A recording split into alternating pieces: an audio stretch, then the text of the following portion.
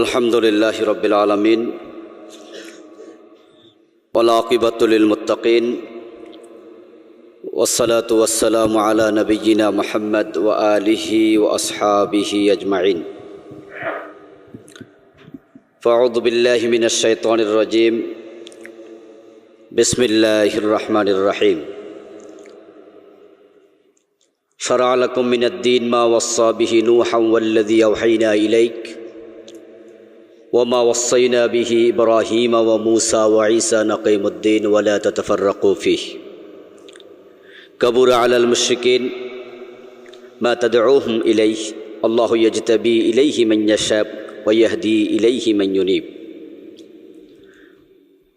वक़द जा फ़िल हदीस इन्नल्लाह ला यज़अु बिस्सुल्तान मा ला यज़अु बिल कुरआन आमन्तु बिल्लाह व बिरसूलिह। ঐতিহ্যবাহী রাউজান ক্লাব কর্তৃক আয়োজিত আজকের চমৎকার বারাকাপূর্ণ সেমিনারের সম্মানিত সভাপতি,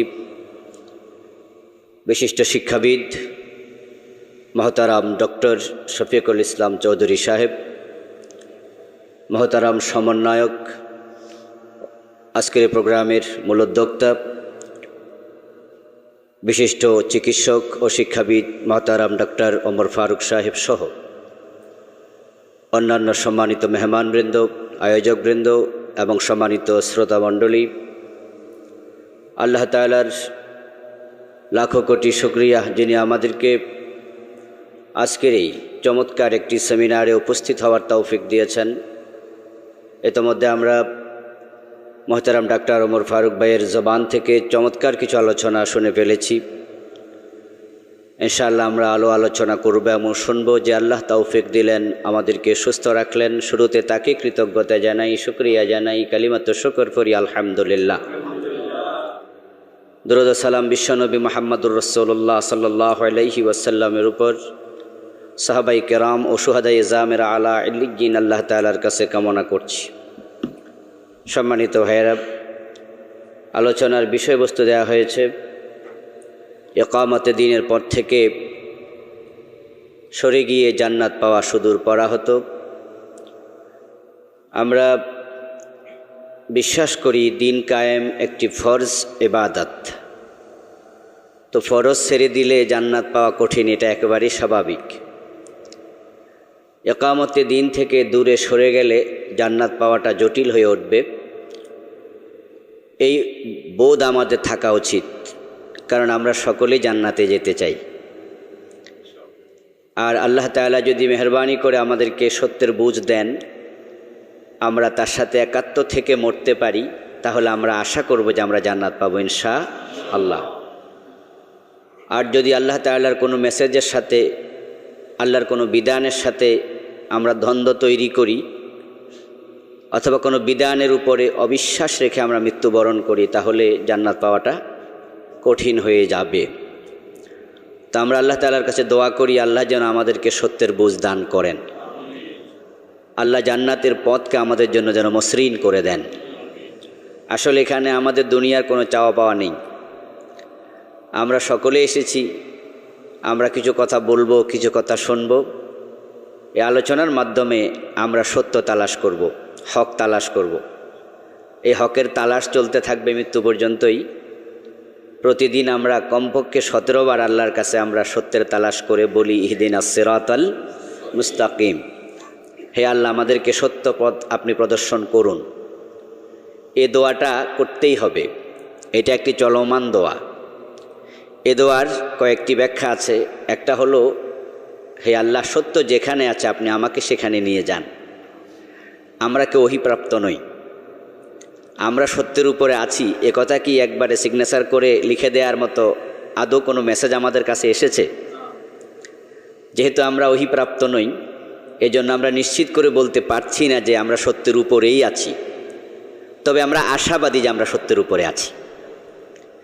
আশাবাদী হওয়া আর নিশ্চিত হওয়া দুটি কি এক জিনিস? একটু ভিন্নতা আছে। এখন পৃথিবীতে যত মুসলমান আছে, অমুসলিমদের কথা আমরা বাদ দেই, এমন কোনো মুসলিম জামাত পাওয়া যাবে না যারা সত্যের উপরে আছে দাবি করে না অথবা আশাবাদী নয়।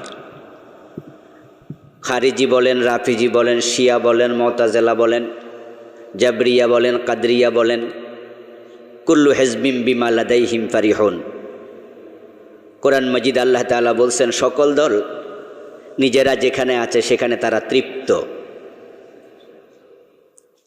সেখানে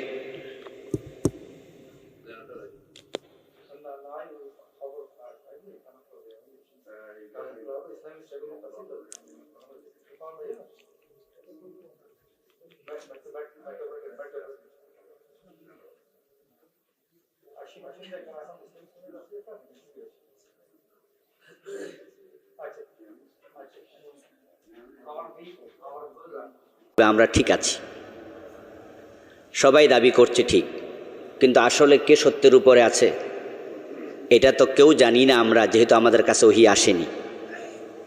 এজন্য আমরা টেনশন করছি। হযরত ওমর রাদিয়াল্লাহু তাআলা আনহুর একটি বক্তব্য, আল ঈমানু বাইনাল খাউফি ওয়ার রাজা, ঈমান হচ্ছে ভয় এবং আশা দুটার মাঝখানে। তো আমরা প্রতিদিন আল্লাহর কাছে যখন সূরা ফাতিহা পড়ব, দোয়া করব নামাজে, তখন আমাদের মনটা এমন থাকবে, আল্লাহ ইহদিনাস সিরাতাল মুস্তাকিম মানে হলো সত্য যেখানে আছে আমি সেখানে যেতে চাই, তুমি আমাকে নিয়ে যাও। আর প্রিয় নবী মুহাম্মদুর রাসূলুল্লাহ সাল্লাল্লাহু আলাইহি ওয়াসাল্লাম নিজেও তো এই দোয়া করতেন, ইহদিনাস সিরাতাল মুস্তাকিম। উনি নিজেও কি কনফিউজ ছিলেন আমাদের মতো? না, উনার দোয়ার অর্থ হলো, আল্লাহ আমি হেদায়েতের উপরে যেন টিকে থাকতে পারি। আল্লাহ তাআলা যদি কাউকে হেদায়েতের উপরে টিকিয়ে না রাখেন তাহলে আসলে হেদায়েতের উপরে থাকা সহজ নয়। ইন্নান নাফসা লাআম্মারাতুম বিসসু ইল্লা মা রাহিমা রাব্বি। ইউসুফ আলাইহিস সালামের বক্তব্য, তিনিও নবী ছিলেন। জুলাইখার ফাঁদে পড়ে নিজেকে তিনি কিভাবে হেফাজত করলেন। যুবক মানুষ, জেল থেকে বের হওয়ার পরে জিজ্ঞাসা করা হয়েছিল, তোমার নফস কি তোমাকে তাড়িত করেনি? তখন তিনি জবাব দিয়েছিলেন, অমা উবাররিউ নাফসি, আমি এটা বলি না আমার নফস আমাকে তাড়িত করেনি। ইন্নান নাফসা লাআম্মারাতুম বিসসু, বরং আমি বলি নিশ্চয় নফস মানুষকে উত্তেজিত করে, আদেশ করে, তাড়িত করে, ইল্লা মা রাহিমা রাব্বি, তবে আমার আল্লাহ যাকে হেফাজত করে তার কিছু করতে পারে না। তো আমরা সত্য পথ পাওয়ার জন্যই চেষ্টা চালাচ্ছি সব সময়। আজকের এই প্রোগ্রামও তার ব্যতিক্রম নয়। ইকামত দিনের পর থেকে যদি দূরে সরে যায়, কোনো মানুষ দূরে সরে যায়, তাহলে জান্নাত পাওয়া তার জন্য সুদূর পড়া হতো। এ হচ্ছে আজকের আলোচ্য বিষয়। আলহামদুলিল্লাহ। আসসালামু আলাইকুম। ভালো আছেন?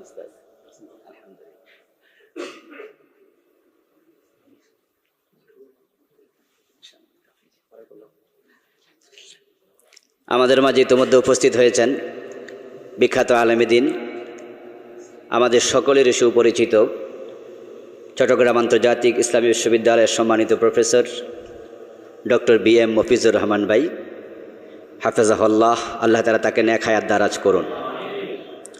তো আমরা যে বিষয়ে কথা বলছিলাম, ইকামতে দ্বীনের পথ থেকে দূরে সরে গেলে জান্নাত পাওয়া কঠিন হয়ে উঠবে। এই কথাটা বোঝার জন্য ইকামতে দ্বীন কি সেটা তো আগে বুঝতে হবে। এটা না বোঝার কারণেই আজকে হাজার হাজার মানুষ, লক্ষ লক্ষ মানুষ যাদের ব্যক্তি জীবন পরিচ্ছন্ন, কোনো রকমের অপরাধ করেন না, সুদ খান না, ঘুষ খান না, মিথ্যা বলেন না, মানুষকে ঠকান না, মালে বেজাল দেন না, ওজনেও কম দেন না, কারো জমি দখল করেন না, মদ, গাঁজা, হেরোইন, ফেন্সিডিল কিছুর সাথে সম্পর্ক নাই, বরং 5 ওয়াক্ত নামাজ পড়ছে, তাহাজ্জুদ কাজা করছে না। ওনার জীবনটা পরিচ্ছন্ন, ভালো মানুষ, কিন্তু ইকামতে দ্বীন সম্পর্কে একবারে বেখবর। বরং ইকামতে দ্বীনের কথা শুনলে একটু ব্রু কুঞ্চিত করে, এটাকে নিছক রাজনীতি মনে করে দূরে সরে যাচ্ছে। এমন নামাজি হাজিগাজি বাংলাদেশে হাজার হাজার না লাখ লাখ আছে। এই যে ভালো মানুষগুলো হাশরের ময়দানে যখন উঠবে, তখন তাদের জান্নাত কি সহজ হবে নাকি একটু কঠিন হবে, সেটাই হচ্ছে আজকের আলোচ্য বিষয়। ইকামতে দ্বীনের পথ থেকে দূরে সরে গেলে একটু বিপদ আছে কি না, এই অনুভূতি সৃষ্টি করতে হবে আমাদের ভিতরে। সেটা যদি আমরা করতে চাই তাহলে ইকামতে দ্বীন সম্পর্কে আগে জানতে হবে। এই ইকামতে দ্বীন এই পরিভাষাটাই অনেকে বোঝে না। বরং বাংলাদেশে অসংখ্য মানুষ পাওয়া যাবে যারা ভালো মানুষ, নামাজি মানুষ, আলেম ওলামা, একামতে দিন এই শব্দটার পরিভাষার সাথে অপরিচিত তারা। বরং এই শব্দ যদি কেউ বলে তারা নির্ধারিত একটি দলকে ইন্ডিকেট করে। এ শব্দ শুনলে বলে যে বুঝছি এটা মনে অমক, অথচ এটা কোরআনের, ডাইরেক্ট কোরআনের শব্দ। আকিমুদ্দিন, আল্লাহ তাআলা কোরআন মাজিদে সূরা শুরা 13 নম্বর আয়াতে বলেছে তোমরা দিন কায়েম করো। তাহলে এখন যদি কোনো দলেরই শব্দ হয় বুঝতে হবে ওই দলটা কোরআনের আয়াত নিয়েছে, অন্যরা ত্যাগ করেছে। তো যারা কোরআনের এই মেসেজ ত্যাগ করবে তাদের জন্য নিশ্চয়ই পরিণতিটা ভালো হবে না। আল্লাহর কোরআন এমন একটি কিতাব যে কিতাবের বিসমিল্লার বা থেকে মিনাল জিন্নাতি ওয়ান নাসের সিন পর্যন্ত যতগুলো হরফ আছে প্রত্যেকটার সাথে বিশ্বাস রাখা ঈমান। আমানতু বিল্লাহি ওয়া মালাইকাতিহি ওয়া কুতুবিহি। এখানে কোরআন আপনি পূর্ণাঙ্গটা একসাথে নেবেন মর্মে ঘোষণা করেছেন। আপনি কিছু নেবেন কিছু বাদ দেবেন এই অধিকার আপনাকে দেয়া হয়নি। তো পুরাটা যদি আপনি নেন, ওই কোরআনের ভিতরে আকিমুদ্দিন এ শব্দটা আছে, এটাও আপনাকে নিতেই হবে। যদি আপনি এটার সাথে দ্বিমত পোষণ করেন তাহলে ঈমানই থাকবে না। যদি আপনি চুপ থাকেন তাহলে প্রশ্নের মুখোমুখি হবেন যে কেন চুপ ছিলা। আর যদি এটা আপনি গ্রহণ করে কাজ করেন তাহলে আশা করা যায় আপনি মুক্তি পাবেন। তো আমরা এই জন্য আগে একামতে দিন নিয়ে কিছু কথা বলতে চাই। একামাত এবং দিন এ দুটি শব্দই আরবি। এ দুটি শব্দের প্রথমটি একামা, এর অর্থ হলো প্রতিষ্ঠিত করা, প্রতিস্থাপন করা, কোনো জিনিসকে দাঁড় করিয়ে দেয়া। শুয়ে আছে মাটিতে একটা লাঠি, আপনি এটাকে গর্ত করে দাঁড় করাইয়া দিলেন, এটা একামত হলো। কোনো জিনিস এলোমেলো হয়ে আছে, সুগঠিত নয়, সুশৃঙ্খল নয়, আপনি এটাকে সোজা করে দিলেন, সুন্দর করে দিলেন, সুগঠিত করে দিলেন, এটার নাম একামত। স্থাপন করা, কোনো জিনিসকে স্টাবলিশড করা। তো একামত মানে দাঁড় করিয়ে দেবেন। কাকে দাঁড় করাবেন? আর দিন, আন আকিমুদ দিন, আল্লাহ দিনকে। দিন শব্দটি অনেক অর্থে ব্যবহৃত হয়, তার মাঝে এখানে যেটা একামতে দিন বলে আমরা সূরা শুরা 13 নম্বর আয়াত থেকে বুঝিয়েছি, এখানে দিন মানে জীবন ব্যবস্থা। দিন শব্দটি পরকাল অর্থে ব্যবহৃত হয়েছে অনেক জায়গাতে কোরআন মাজিদের। একবারে সূরাতুল ফাতিহাতে আমরা বলি মালিকি ইয়াউমিদ্দিন, ইয়াউমুল জাযা, আমরা বিচার দিবসকে বুঝাই। আল্লাহ তাআলা আরেক জায়গায় বলছেন ইন্না আলাইকাল লানা ইলা ইয়াউমিদ্দিন আল ইয়াউমা আকমালতু লাকুম দীনাকুম, না এটা আরেক জায়গায়। তাহলে আল্লাহ তাআলা মালিক ইয়াউমিদ্দিন, ইলা ইয়াউমি ইয়াবআসুন, এরপরে ইয়াসলাউনাহা ইয়াউমাদ্দিন, এগুলো একই অর্থে ব্যবহৃত হয়েছে। দিন মানে পরকাল। আর এখানে যেটা আমরা আজকের আলোচ্য বিষয়ের সাথে দেখি, আল্লাহ তাআলা দিনকে জীবন ব্যবস্থা হিসাবে কোরআনে সবচেয়ে বেশি উল্লেখ করেছেন, অসংখ্যবার। তার মাঝে আল ইয়াউমা আকমালতু লাকুম দীনাকুম ওয়া আতমামতু আলাইকুম নি'মাতি, আল্লাহ তাআলা দিনকে পরিপূর্ণ করলেন। এখানে দিন মানে হচ্ছে লাইফ প্রেসক্রিপশন। পুরা জীবন চলার জন্য যত বিধিবিধান দরকার আল্লাহ তাআলা বললেন আমি সব দিয়ে দিয়েছি, পরিপূর্ণ করে দিয়েছি। এর মানে তোমাদের জীবনের বটম থেকে টপ পর্যন্ত, পাকঘর থেকে রাষ্ট্র চালানো পর্যন্ত, এভরিহোয়ার এভরি মোমেন্ট যত কিছু দরকার আমি সব কিছু পরিপূর্ণ করে দিয়েছি। ইসলামের ভিতরে সব আছে, এজন্য বলা হয় Islam is the complete code of life. ইসলাম পরিপূর্ণ জীবন বিধানের নাম। আল্লাহ তাআলা দিন বলতে এটাই বুঝিয়েছেন, ইন্নাদ দীনা ইনদাল্লাহিল ইসলাম। আর দিন একটাই আছে আল্লাহর কাছে, সেটার নাম হলো ইসলাম। তো আন আকিমুদ্দিন মানে হলো আন আকিমুল ইসলাম। ইন্নাদ দীনা ইনদাল্লাহিল ইসলাম, দিন কায়েম করো মানে ইসলাম কায়েম করো। এখন কোনো মানুষ যদি বলে শুধুমাত্র তাওহীদ এটাই দিন, আল্লাহ তাআলা দিন বলতে তাওহীদ বুঝাইলেন, তো ইসলামের ভিতরে শুধু তাওহীদের ঘোষণা আছে আর বাকি কিছু নাই? এখানে তো রাষ্ট্র পরিচালনা আছে, ব্যক্তি পরিচালনা আছে, পরিবার চালানো আছে, অর্থনীতি আছে, সমাজনীতি আছে, সবই তো আছে ইসলামে। তো শুধু তাওহীদটুকু নিলেন, বাকিটুকু কোথায় রইল? এজন্য দিন মানে ইসলাম। আর ইসলাম হচ্ছে পূর্ণাঙ্গ জীবনের যত রকমের বিধান দরকার সবটার সমন্বিত নাম। ডাক্তারের কাছে গেলে ডাক্তার যেমন ওষুধ শুধু লিখে দেয় না, কিভাবে খেতে হবে, কখন খেতে হবে সেটাও লিখে দেয়, কয়বার খেতে হবে সেটাও লিখে দেয়। তো একজন রোগীর দায়িত্ব হচ্ছে এই প্রেসক্রিপশন সামনে নিয়ে ডাক্তারের দেয়া সাজেশন মোতাবেক ঔষধ সেবন করা, তারপরে সে আশা করা যায় সুস্থ হবে। অথবা ডাক্তারের কাছে পরের বার আবার গেলে ডাক্তার জিজ্ঞাসা করে ঠিকঠাক খেয়েছেন? খেয়েছি। তাহলে ডাক্তার আপনাকে আর দোষ দেয় না। ডাক্তার তখন বলে তাহলে আমি ভাবি কেন এটা হয়নি। দিন মানার পরে, পরিপূর্ণ মানার চেষ্টা করার পরে আপনি মরে গেলেন। কথা ছিল দিন কায়েম করে মরা, কিন্তু কায়েম আপনি দেখে যান নাই। আল্লাহ তাআলা হাসরের দিন আপনার আমলনামায় দেখবেন আপনি দিন কায়েমের চেষ্টা করেছেন, কায়েম হয়নি, এই জন্য আপনাকে দায়ী করবেন না। আস-সাইয়্যু মিন্না ওয়াল ইতমামু মিনাল্লাহ।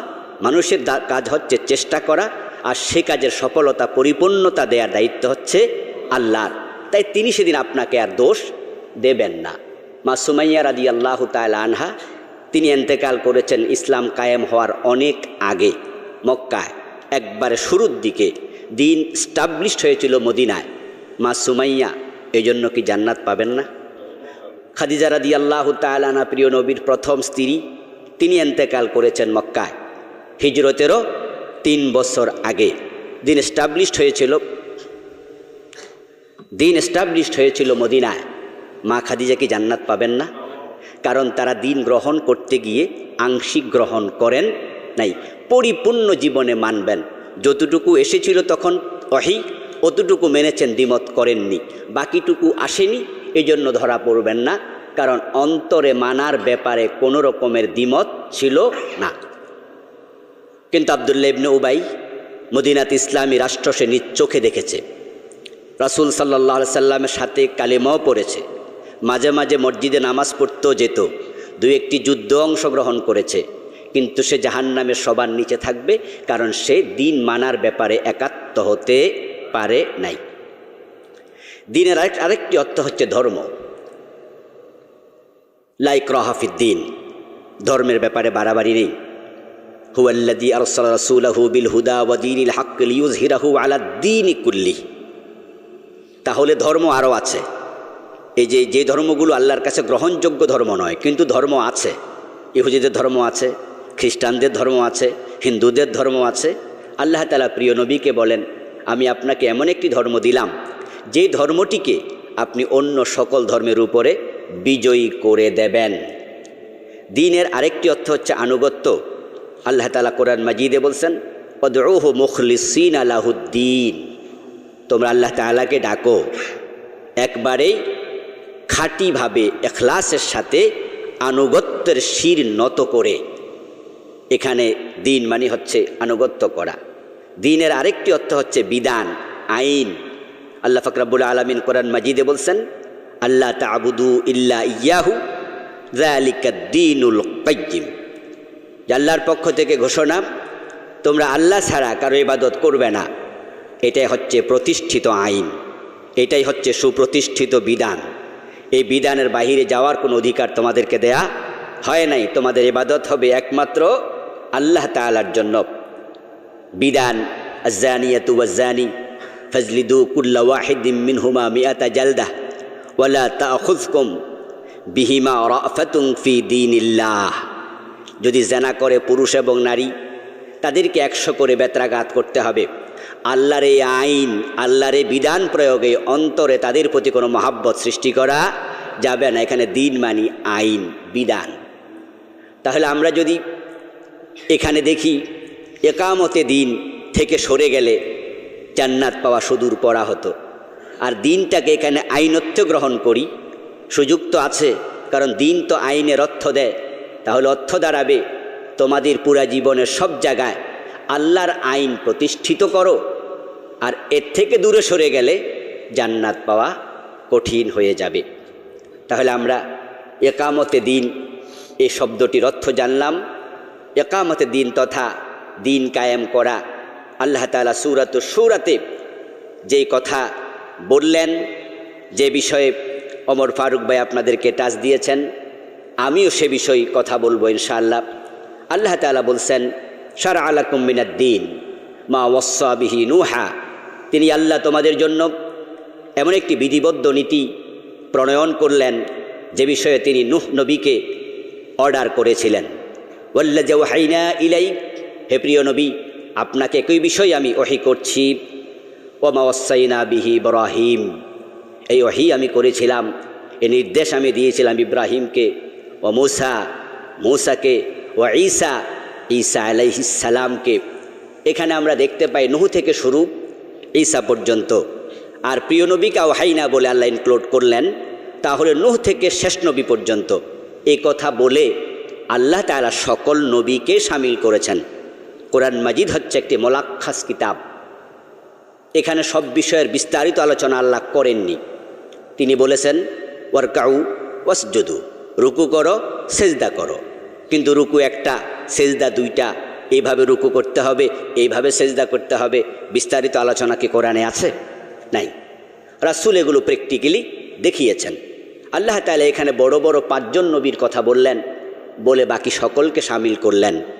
প্রিয় নবী মুহাম্মদুর রাসূলুল্লাহ সাল্লাল্লাহু আলাইহি ওয়াসাল্লামকে আল্লাহ বললেন কোরআনে, কুল মা কুনতু বিদআম মিনার রাসূল, আপনি বলে দিন আমি অভিনব হঠাৎ করে আগমন করা কোনো নবী নই, বরং আমার পূর্বে যারা ছিলেন আমি তাদের ধারাবাহিকতার শেষজন। তাদের কর্ম ছিল যাহা, আমার কর্ম হুবহু তাহা। নূহ আলাইহিস সালামকে আল্লাহ যে নির্দেশ দিয়েছেন, মূসাকে তাই, ইব্রাহিমকে তাই, ঈসাকেও তাই, আমি নবী মুহাম্মদ আমাকেও তাই। সারা আলাকুম, তোমাদের দায়িত্ব ঠিক তাই। আল্লাহ তাআলা নবী আম্বিয়া আলাইহিমুস সালামদের নাম উল্লেখ করে করে বললেন, আর শুরুটা করলেন আমাদেরকে দিয়ে। সারা আলাকুম মিনাদ্দিন, আমি এই বিধানটা তোমাদের জন্য দিয়েছি। সব নবীকে যে দায়িত্ব আল্লাহ দিলেন, আমাদেরকে সর্বশেষ নবীর উম্মত হিসাবে যে দায়িত্বটা কাঁধে ন্যস্ত করে দিলেন, এটা কতটা ইম্পর্ট্যান্ট। সব নবীকে একই দায়িত্ব তিনি দিয়েছেন। আর সে দায়িত্ববোধ যদি না থাকে, তাহলে আমরা সকল নবী যা করেছেন তা থেকে ছিটকে পড়ে যাব। হাজার হাজার লাখ লাখ মানুষ ছিটকে পড়ে আছেন, যারা এই পরিভাষাটাই ভুলে গেছেন অথবা পরিভাষাটাই জানেন না। আল্লাহ তাআলা এবার বলছেন আনাকিমুদ্দিনা, তোমরা দিন কায়েম করো। এখানে শেষ করে দেননি, ওয়ালা তাতাফাররাকু ফিহ, এ বিষয়ে তোমরা দ্বিমত করো না। অনেক বিষয়ে দ্বিমত জায়েজ আছে, দ্বিমতকে আমরা মেনে নেই, কিন্তু এই ক্ষেত্রে দ্বিমত নিষিদ্ধ। একজন বুকের উপর হাত বেঁধেছে, আর একজন নাভের নিচে হাত বেঁধেছে। আমাদের ডক্টর BM মফিজুর রহমান ভাইয়ের কাছে গেলেন, জিজ্ঞাসা করলেন যে হুজুর কারটা ঠিক? উনি মুস্কি হাসি দিয়ে বলবে দুইটাই ঠিক। দুজন দুরকম বলল, উনি বলবে দুইটাই হাদিসে আছে। ইখতিলাফকে উনি এখানে ইগনোর করেন নাই। হযরত ইমাম আবু হানিফা রাহিমাহুল্লাহ বললেন, ইমামের পিছনে সূরা ফাতিহা পড়া যাবে না, যদি পড়ো তোমার নামাজ বাতিল। ইমাম শাফি রাহিমাহুল্লাহ বলে দিলেন সূরা ফাতিহা পড়তেই হবে, যদি না পড়ো তোমার নামাজ বাতিল। একবারে সম্পূর্ণ উল্টা কথা দুই ইমাম বললেন। যদি প্রশ্ন করা হয় দুইজনই ভালো মানুষ না খারাপ মানুষ, দুইজনের ফতুয়া কি একজনেরটা বাদ আরেকজনেরটা গ্রহণযোগ্য, নাকি দুই মাযহাব দুইটাই নিয়েছে? এখন আমরা যখন ইমাম শাফি রাহিমাহুল্লাহর অনুসারী কোনো ইমামের পিছনে নামাজ পড়ি, আমাদের নামাজ কি বাতিল হয়ে যাবে? তাহলে দেখেন উল্টা বক্তব্য দিয়েছে এমন ইমাম সাহেবের অনুসারীর পিছনে আমরা নির্দ্বিধায় নামাজ পড়ছি, এর মানে হলো ওই ইখতিলাফটা গ্রহণযোগ্য হতে পারে। চিন্তার ভিন্নতার কারণে ইখতিলাফ চলতে পারে, কিন্তু দিন কায়েম করো, পরস্পর ইখতিলাফও করিও না। আনাকিমুদ্দিন ওয়ালা তাতাফাররাকু ফিহ, এখানে কোনো ফেরকা তৈরি করো না, এখানে কোনো রকমের উল্টাপাল্টা বক্তব্য দিও না, বরং সব এক হয়ে যাও। ওয়াতাসিমু বিহাবলিল্লাহি জামিআন ওয়ালা তাফাররাকু, তোমরা আল্লাহর রজ্জু কোরআনকে এমনভাবে আঁকড়িয়ে ধরবে সবাই মিলে। ওয়াতাসিমু, এখানেই সিগাটা জমা, মানে সবাই মিলে ধরো। জামিআ তাকিদ, একসাথ হও। ওয়ালা তাফাররাকু, আবার বলছে একজনও আলাদা হইও না। তো দিন কায়েম হবে তখন, আল্লাহর রজ্জু কোরআন সমাজে প্রতিষ্ঠিত হবে যখন।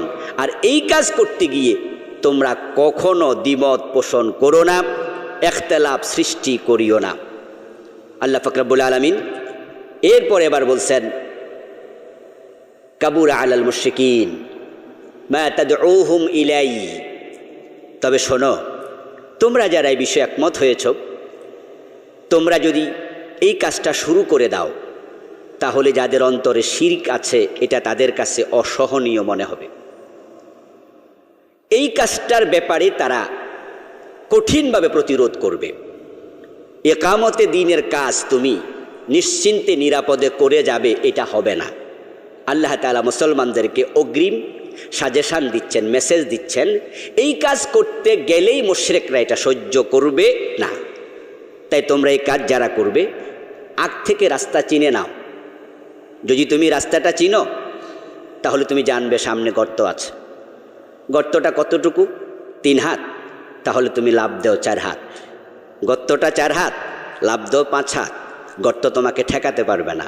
আর রাস্তা যদি না চিনো তাহলে গর্তে পড়ে যাবে। আল্লাহ তাআলা আমাদেরকে জানিয়ে দিয়েছেন যে 5 জন নবীর কথা এখানে এসেছে। 1 নম্বর নূহ। এই কাজ করতে গিয়ে নূহ আলাইহিস সালামকে মানুষ ফুলের মালা দিয়েছে, কপালে চুমো দিয়েছে, বরং তাকে সবচেয়ে বেশি মেরেছে। এতটা মারত, সারাদিনে কান্না করতেন। তিনি আল্লাহ তাআলার কাছে এক পর্যায়ে গিয়ে অনুযোগ করেছিলেন, ইন্নী দাউতু কওমি লাইলাও ওয়া নাহারা। ও আমার রব, আমার দায়িত্ব তুমি যা দিয়েছ আমাকে, দিন রাতে পালন করছি। শুধু দিনের বেলায় না, দিনেও করেছি, রাতেও করেছি, কিন্তু তারা উল্টা আমাকে মেরেছে, আমার থেকে দূরে সরে গেছে। এক পর্যায়ে আল্লাহ এই জালেমদেরকে পৃথিবীতে রাখা দরকার, আর লা তাযার আলাল আরদি মিনাল কাফিরিনা দাইয়ারা।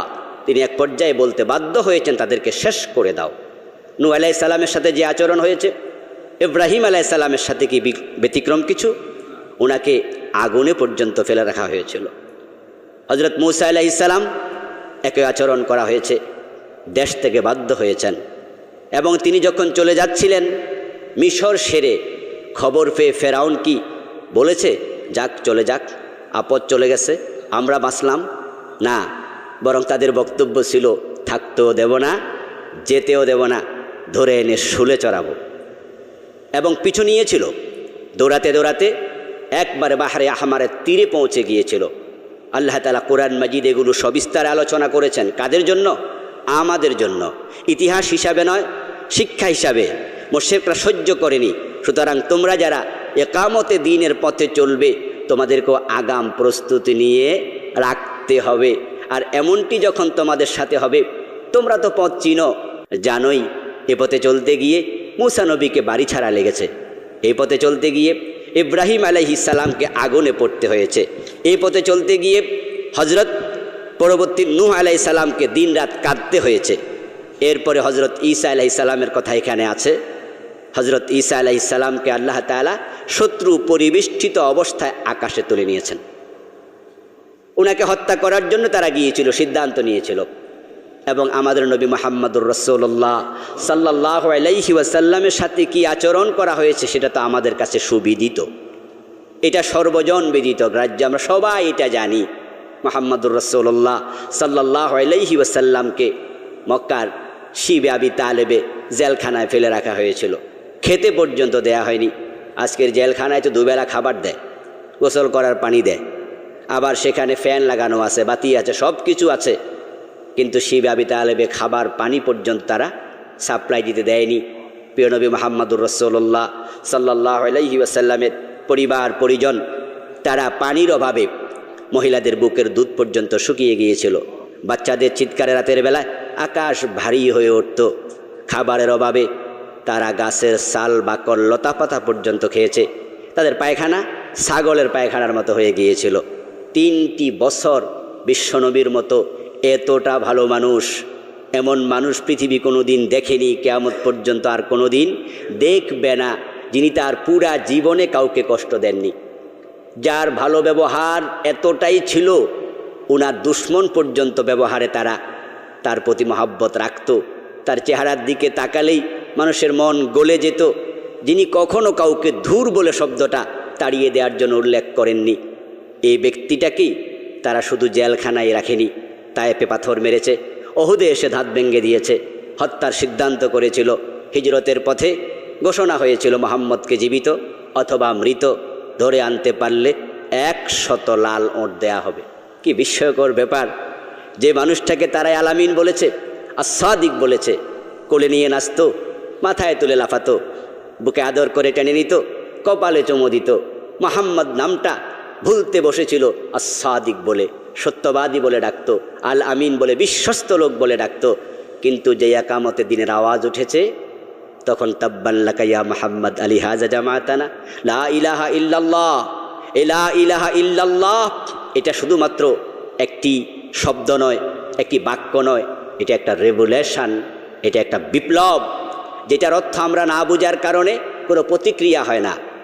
আর আবু জেহেলরার অর্থ বুঝেছিল, আবু লাহাবরা বুঝেছিল, তাই তারা পাথর মারতে দেরি করেনি, ষড়যন্ত্র করেছিল চারদিক থেকে। ইকামতে দিন এটা হচ্ছে সকল নবীদের দায়িত্ব, তারা এটা করেছেন, এই কাজটি আমাদেরকেও করতে হবে। এখন এই আন আকিমুদ্দিন এর মানে কি, এ বিষয়ে অতীতের কয়েকজন মুফাসসিরের সামান্য উদ্ধৃতি দিয়ে আমি অন্য আলোচনায় যাব ইনশাআল্লাহ। আল্লামা কুরতুবী রাহিমাহুল্লাহ বলছেন, হুয়া তাওহীদুল্লাহি ওয়া তাআতুহু। ইকামতে দিন মানে হচ্ছে আল্লাহর তাওহীদ প্রতিষ্ঠা করা। আন আকিমুদ্দিন আই আন আকিমুত তাওহীদ, তোমরা তাওহীদ প্রতিষ্ঠা করো। তাওহীদ মানে হচ্ছে পৃথিবীর মানুষের অন্তরে এক আল্লাহ ছাড়া আর কোনো ইলাহের অস্তিত্ব থাকবে না। ইলাহ মানে মাবুদ, যিনি ইবাদত পাওয়ার যোগ্য, ইবাদত পাওয়ার একমাত্র মালিক। প্রত্যেকটা মানুষের অন্তরে এই চিন্তা ঢুকিয়ে দিতে হবে। আলহামদুলিল্লাহ, তাওহীদের ব্যাপারে সামান্য কিছু কিছু জায়গায় বিভ্রান্তি আছে, আর অধিকাংশ মানুষ বাংলাদেশে আলহামদুলিল্লাহ আমরা তাওহীদবাদী।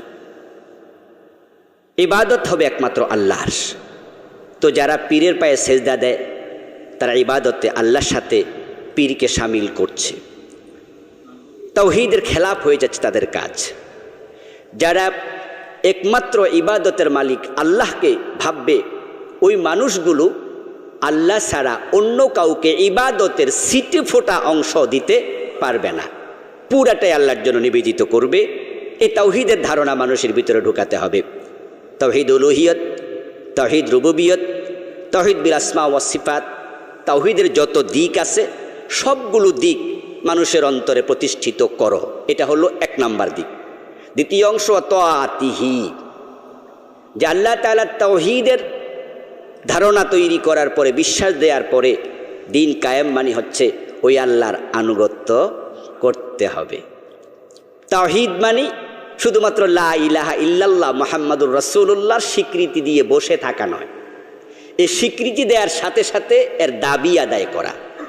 একজন সাহাবী রাসূল সাল্লাল্লাহু আলাইহি সাল্লামের কাছে গিয়ে বললেন, ইয়া রাসূলুল্লাহ, দ্বীনের বিধান তো অনেক, আমি একজন রাখাল, থাকি আমি মরুভূমিতে, সব বিধান আমল করে আপনার থেকে দেখে দেখে শুনে শুনে মানব আমার সময় নেই, আমি তো চলে যাব মরুভূমিতে, কিন্তু আমি জান্নাতে যেতে চাই। আমি আপনার কাছে সংক্ষেপে জানতে চাই কিভাবে জান্নাত পাওয়া যায়। এই প্রশ্নটা আমি আপনাকে ছাড়া আর কাউকে কোনোদিন করব না। প্রিয় নবী জবাব দিলেন, কুল আমানতু বিল্লাহি সুম্মা ইসতাকিম, তুমি বলো লা ইলাহা ইল্লাল্লাহ, এই কালেমাটা পড়ো, দায়িত্ব শেষ নয়, সুম্মা ইসতাকিম, এবার যা বলেছ এর উপরে অটল অবিচল থাকো। এর মানে কালেমার দাবি যতদিন পর্যন্ত বেঁচে থাকবে পূর্ণ করে চলতেই হবে। তুমি যে কালেমার স্বীকৃতি দিয়েছ এর বাহিরে যাওয়ার কোনো সুযোগ তোমার আর নাই, থাকো। ইস্তেকামত থাকার মানে কি? লা ইলাহা ইল্লাল্লাহ তো বলে ফেলেছে, ইস্তেকামত মানে হচ্ছে এবার সেই আল্লাহ যিনি ছাড়া কোনো ইলাহা নাই, মাবুদ নাই, তার ইবাদত শুরু করে দাও, আনুগত্য শুরু করে দাও। তাহলে তাওহীদের ব্যাখ্যায় আসলো আল্লাহর আনুগত্য করা। এই শব্দের দিকে তাকালে তাওহীদে আমরা অনেকেই নাই।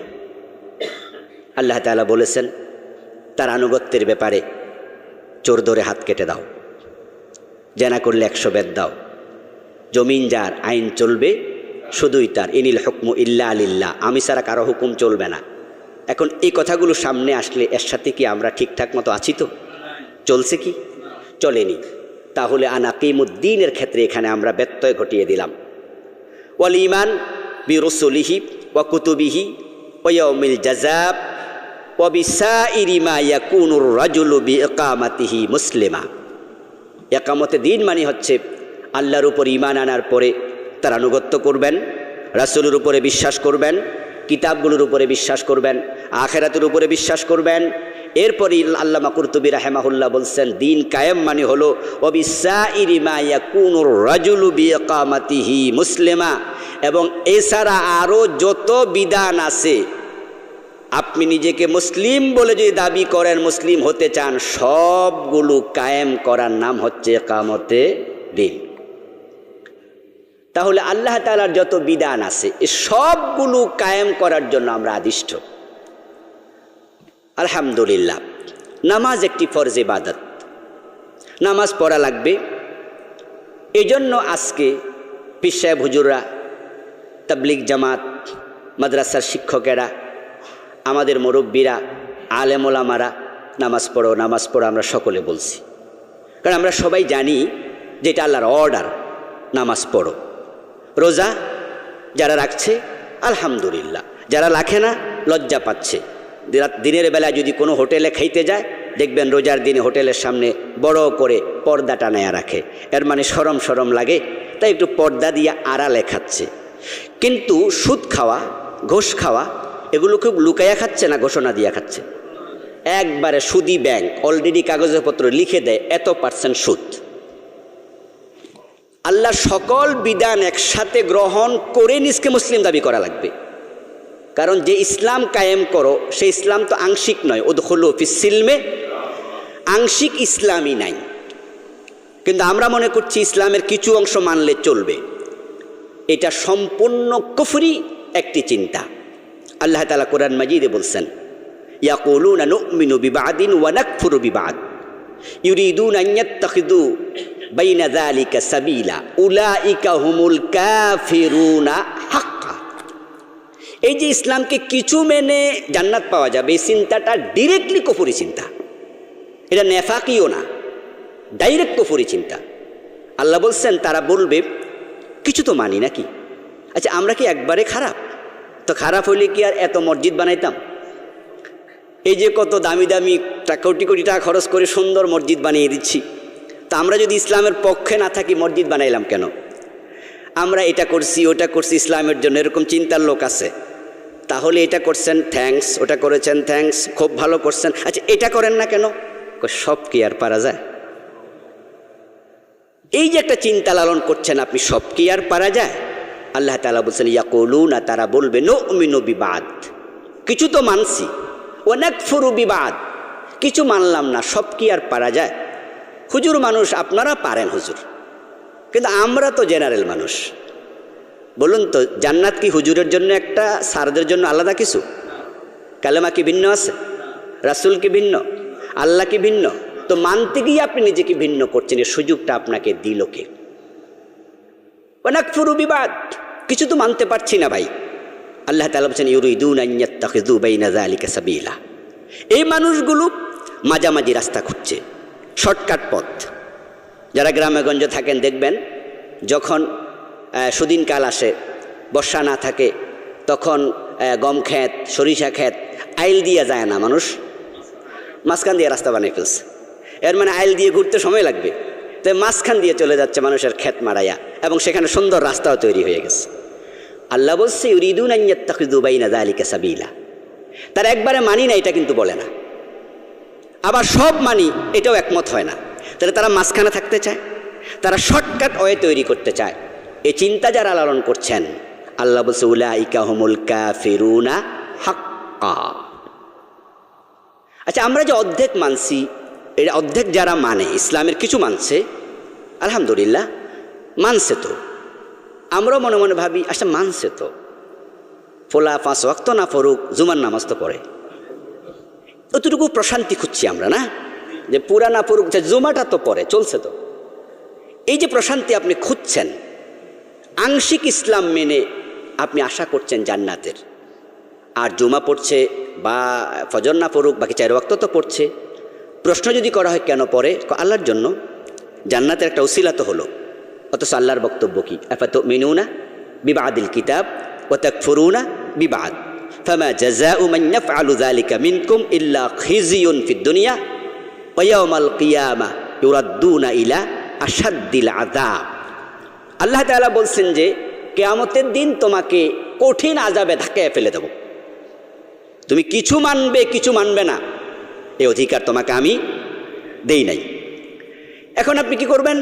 আপনি অভিমানী হয়ে যান। আপনি বলবেন তাহলে ঠিক আছে, মানবই না। আচ্ছা, যা কিছু মানছি হুজুররা বলতেছে এটা মাইনা নাকি লাভ নাই, তো ঠিক আছে মানলামই না। আল্লাহ তাআলা কোরআনে বলছে দ্যাটস ওকে, ফামান শাআ ফালিউমিন ওয়া মান শাআ ফালিয়াকফুর। রাস্তা খোলা আছে, আউট। তোমার মতো অভিমানী বান্দা আমার কোনো প্রয়োজন নাই। আপনি অভিমান করলেন যে হুজুরের ওয়াজ যে কঠিন হয়ে যাচ্ছে, তো ঠিক আছে মানতামই না, যা জুমা তো পড়তাম, জুমাও পড়তাম না। আল্লাহ বলছে দ্যাটস ওকে, কোনো অসুবিধা নাই। তুমি চাইলে মুমিন হও, ভালো লাগে না কাফের হও, রাস্তা খোলা আছে, বেরিয়ে যাও। ইয়া মাশারাল জিন্নি ওয়াল ইনস ইন ইসতাতাতুম আন তানফুযু মিন আকতারিস সামাওয়াতি ওয়াল আরদ ফানফুযু। আমার আকাশ জমিনের সীমানা থেকে বেরিয়ে যেতে চাও, যাও বেরিয়ে। অভিমানী বান্দা আমার আল্লাহ, আমি আল্লাহ দরকার। ওয়ালাহু আসলামা মান ফিস সামাওয়াতি ওয়াল আরদ তাওআন ওয়া কারহা। আকাশ এবং জমিনে যত মাখলুক আছে, ইচ্ছা অনিচ্ছা সবাই আমার আনুগত্য করছে। তোমার মতো একজন না করলে আমার কিচ্ছু। ওয়ালাউ তাকফুরু আনতুম ওয়া মান ফিল আরদি জামিআ ফাইন্নাল্লাহা লাগানিয়্যুন হামিদ। আর এক আয়াতে আল্লাহ তাআলা বলছেন তোমরা যারা মুমিন আছো তোমরাও যদি কাফের হয়ে যাও, ওয়ালাউ তাকফুরু আনতুম, তোমরাও যদি কাফের হয়ে যাও, ওয়া মান ফিল আরদি জামিআ, জমিনে যারা আছে তারাও যদি কাফের হয়ে যায়, জেনে রাখো আমি আল্লাহর কিচ্ছু আসে যায় না। আল্লাহ তাআলা চান যে ব্যক্তি বলবে ইন্না সলাতি ওয়া নুসুকি ওয়া মাহইয়ায়া ওয়া মামাতি লিল্লাহ, পুরা জীবন আল্লাহর কাছে সঁপে দেবে। আপনার ইবাদত আমার ইবাদত কি শয়তানের চেয়ে বেশি হয়ে গেছে? ইবলিস কতটা ইবাদত করেছে, আল্লাহর কতটা সান্নিধ্যে গিয়েছে। কানা মিনাল জিন, সে জিন জাতির লোক ছিল, কিন্তু সে ইবাদত করে এতটা উপরে উঠেছে, ফেরেশতাদের সাথে একসাথেই থাকতো, আল্লাহর সাথে কথা বলেছে, আল্লাহকে রাব্বি বলে ডেকেছে, আল্লাহ জবাব দিয়েছে, আল্লাহর কাছে কিয়ামত পর্যন্ত হায়াত চেয়েছে, আল্লাহ কবুল করেছে। সে আল্লাহকে চিনত না, আল্লাহকে জানতো না তা কিন্তু নয়, তারপরও সে কাফের হলো, কারণ আল্লাহর আদেশ মানতে অস্বীকৃতি জ্ঞাপন করেছে। শত শত আদেশ না, একটা মাত্র একটা। এখন আপনি কোরআনের অসংখ্য বাদ দেবেন, কঠিন অবস্থা। এজন্য কুরতুবী রাহিমাহুল্লাহ বলছেন ইকামতে দিন মানে হলো মুসলিম হওয়ার জন্য তুমি যা দরকার এ সবগুলো কায়েম করতে হবে। কঠিন মনে হলে কিচ্ছু করার নেই আপনার। আচ্ছা, আপনার কাছে কি কঠিন মনে হয়? এমন লোককে অতীতে যায়নি শুধুমাত্র কালেমা ঘোষণার কারণে হত্যা করা হয়েছে, করাত দিয়ে 2 টুকরা করা হয়েছে, জীবন্ত অবস্থায় লোহার চিরুনি দিয়ে দেহ থেকে মাংস খুলে ফেলা হয়েছে, বাবলা কাটা বিছিয়ে গর্ত করে জীবিত অবস্থায় ফেলে তারপরে মাটি চাপা দিয়েছে, আগুন লাগাইয়া আগুনের বিশাল খন্দক তৈরি করে আপনার খাদ তৈরি করে ও আগুনে জীবিত ফেলেছে। ও সবগুলো সহ্য করে তারা নিয়েছেন হাসি মুখে। নবী মুহাম্মদুর রাসূলুল্লাহ সাল্লাল্লাহু আলাইহি সাল্লামের সাহাবারা ছেলে মেয়ে আত্মীয় স্বজন পরিবার পরিজন জায়গা জমিন বাড়ি ঘর সব ছেড়ে হিজরত করেছে। হিজরত যখন করেছে সকল মানুষ কি গরিব ছিল? ধনী 2-1 ছিল না? ধনীরা কি সাথে করে জমি নিতে পারছে? বাড়িঘর এমনভাবে পালিয়েছে রাতের বেলা যেন কেউ না দেখে, হয়তো 1 টাকা পরে গায়ে ছিল, সব ছেড়ে দিয়েছে আল্লাহর জন্য। তা আপনার কাছে কিসের, আমার কাছে কিসের কঠিন মনে হবে? আসলে আল্লাহর জান্নাতটা হাসতে হাসতে পান চিবাইতে চিবাইতে যাওয়ার জায়গা না। হুফফাতিল জান্নাত বিল মাকারিহ। আল্লাহ তাআলা রাসূল বলছেন জান্নাতকে চারদিকে কাঁটা দিয়ে কষ্ট দিয়ে তারপরে মাঝখানে রাখা হয়েছে। জান্নাতের চারদিকে কষ্ট আর কষ্ট, কঠিন না কাঠিন্যতা। এ পথে চলতে গিয়ে প্রিয় নবীর মতো মহামানবের দাঁত নাই, দাঁত ভেঙে ফেলেছে। আচ্ছা, আপনি কি ভাবতে পারেন ভাত খাওয়ার সময় যখন দাঁত একটু কাটা, সামান্য কাটা দাঁতের ফাঁকে ঢোকে, আচ্ছা এই কাঁটাটুকু ঢোকার পরে কি আমরা খানা চলমান রাখি না কাঁটা খুলি? মানে খাওয়া আপাতত স্টপ, কত মজার খাবার প্লেটে, কিন্তু এখন আর খায় না। এখন ওই কাঁটা নিয়ে ব্যস্ত, কাঁটা খুলতে পারে না, মাকে ডাকে, শাশিকে ডাকে, ভাইকে ডাকে, বাপকে ডাকে, খোলো, পারে না। তখন দাদি কয় বিড়ালের পাশায় পেদর, গ্রামে আছে কুসংস্কার, এই কাঁটা খুলতে হবে, বিড়ালের পা চাপতে পর্যন্ত বিড়াল খুঁজে। শেষ পর্যন্ত অনেক ধাক্কাধাক্কির পরে দেখলো কাঁটা পাওয়া গেছে, এত ছোট মনে হয় চোখের ব্রুয়ের মতো, কিন্তু খোলার আগে মনে হয়েছে পাহাড়ের মতো।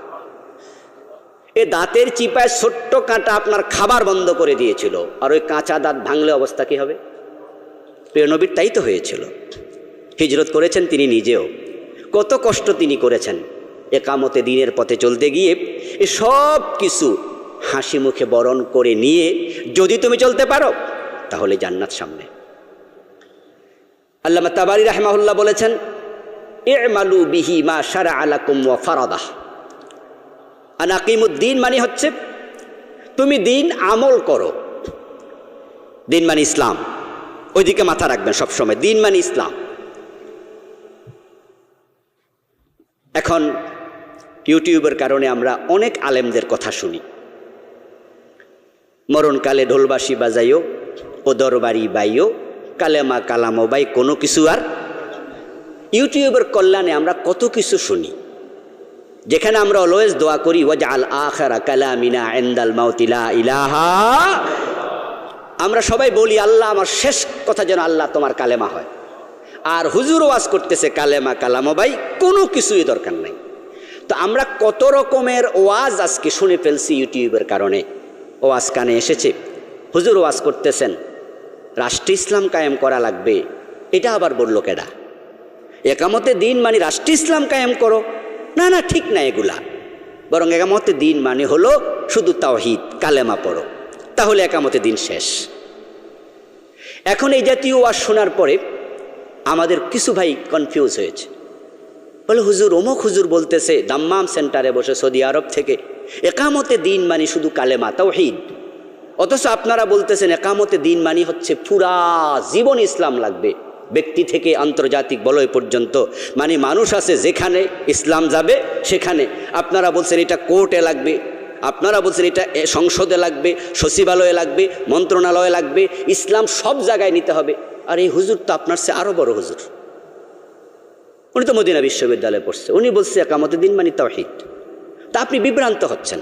এই জন্য আপনাদের কাছে আমরা বলবো আপনারা বিভ্রান্ত হওয়া দরকার নাই। এই আয়াতের এই বিধানে অতীতের আলেমরা কি বলেছে, আজ থেকে 1200 বছর আগে, 1100 বছর আগে, 1000 বছর আগে যারা তাফসির লিখেছে, তাদের সময় তো আজকের এই দলগুলো ছিল না, রাজনৈতিক দলগুলো ছিল না। ওই রাজনৈতিক দলগুলোর কারণে এখন কাদা চোরাচুরি হচ্ছে। ইসলামী দলের মাঝেও আছে, এই ইসলামী দল বলে আমারটা ঠিক ওইটা ঠিক না, ওই ইসলামী দল বলে আমারটা ঠিক ওনাদেরটা ঠিক না।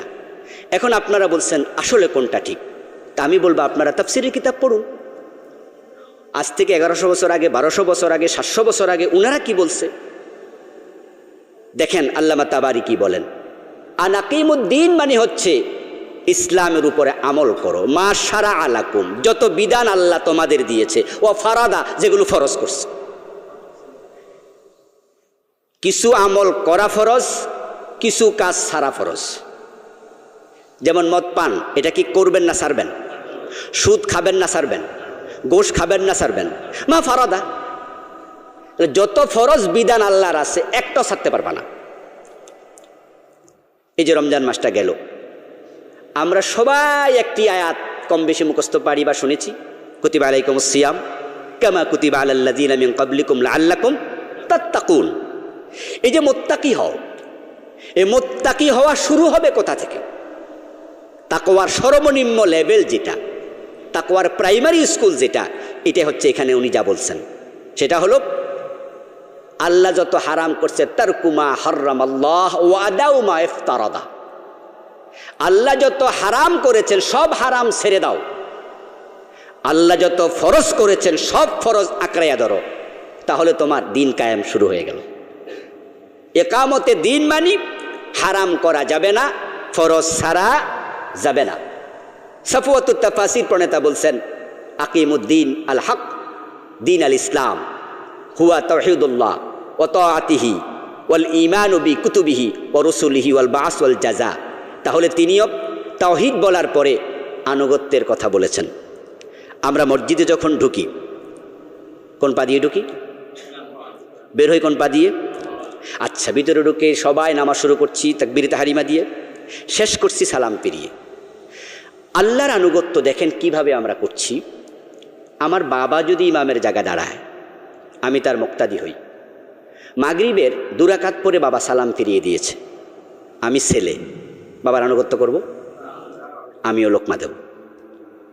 যে কাবা শরীফের ইমাম বাংলাদেশে আমরা পেলে তো তাকে কপালে চুমু দেওয়া শুরু করব। স্বাভাবিকত এই মানুষগুলোকে আমরা কম পাই, আর আসলেও আমরা শুনি না, গোপনে আসে, টেলিভিশনও নিউজ করে না, খবরের কাগজও নিউজ করে না।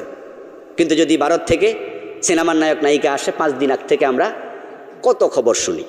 যাই হোক, আব্দুর রহমান সুদাইস হাফেজাহুল্লাহ উনি ধরেন আসলো, কাবার ইমাম, উনি মাগরিবের ইমামতি করছে, আমরা এখানে সবাই ওনার পেছনে দাঁড়িয়েছি। 2 রাকাত পরে সালাম ফিরাইলে আমরা ফিরাবো? আমরা ওনার সম্মানের দিকে তাকাই কি লোকমা দেওয়া বন্ধ করে দেব?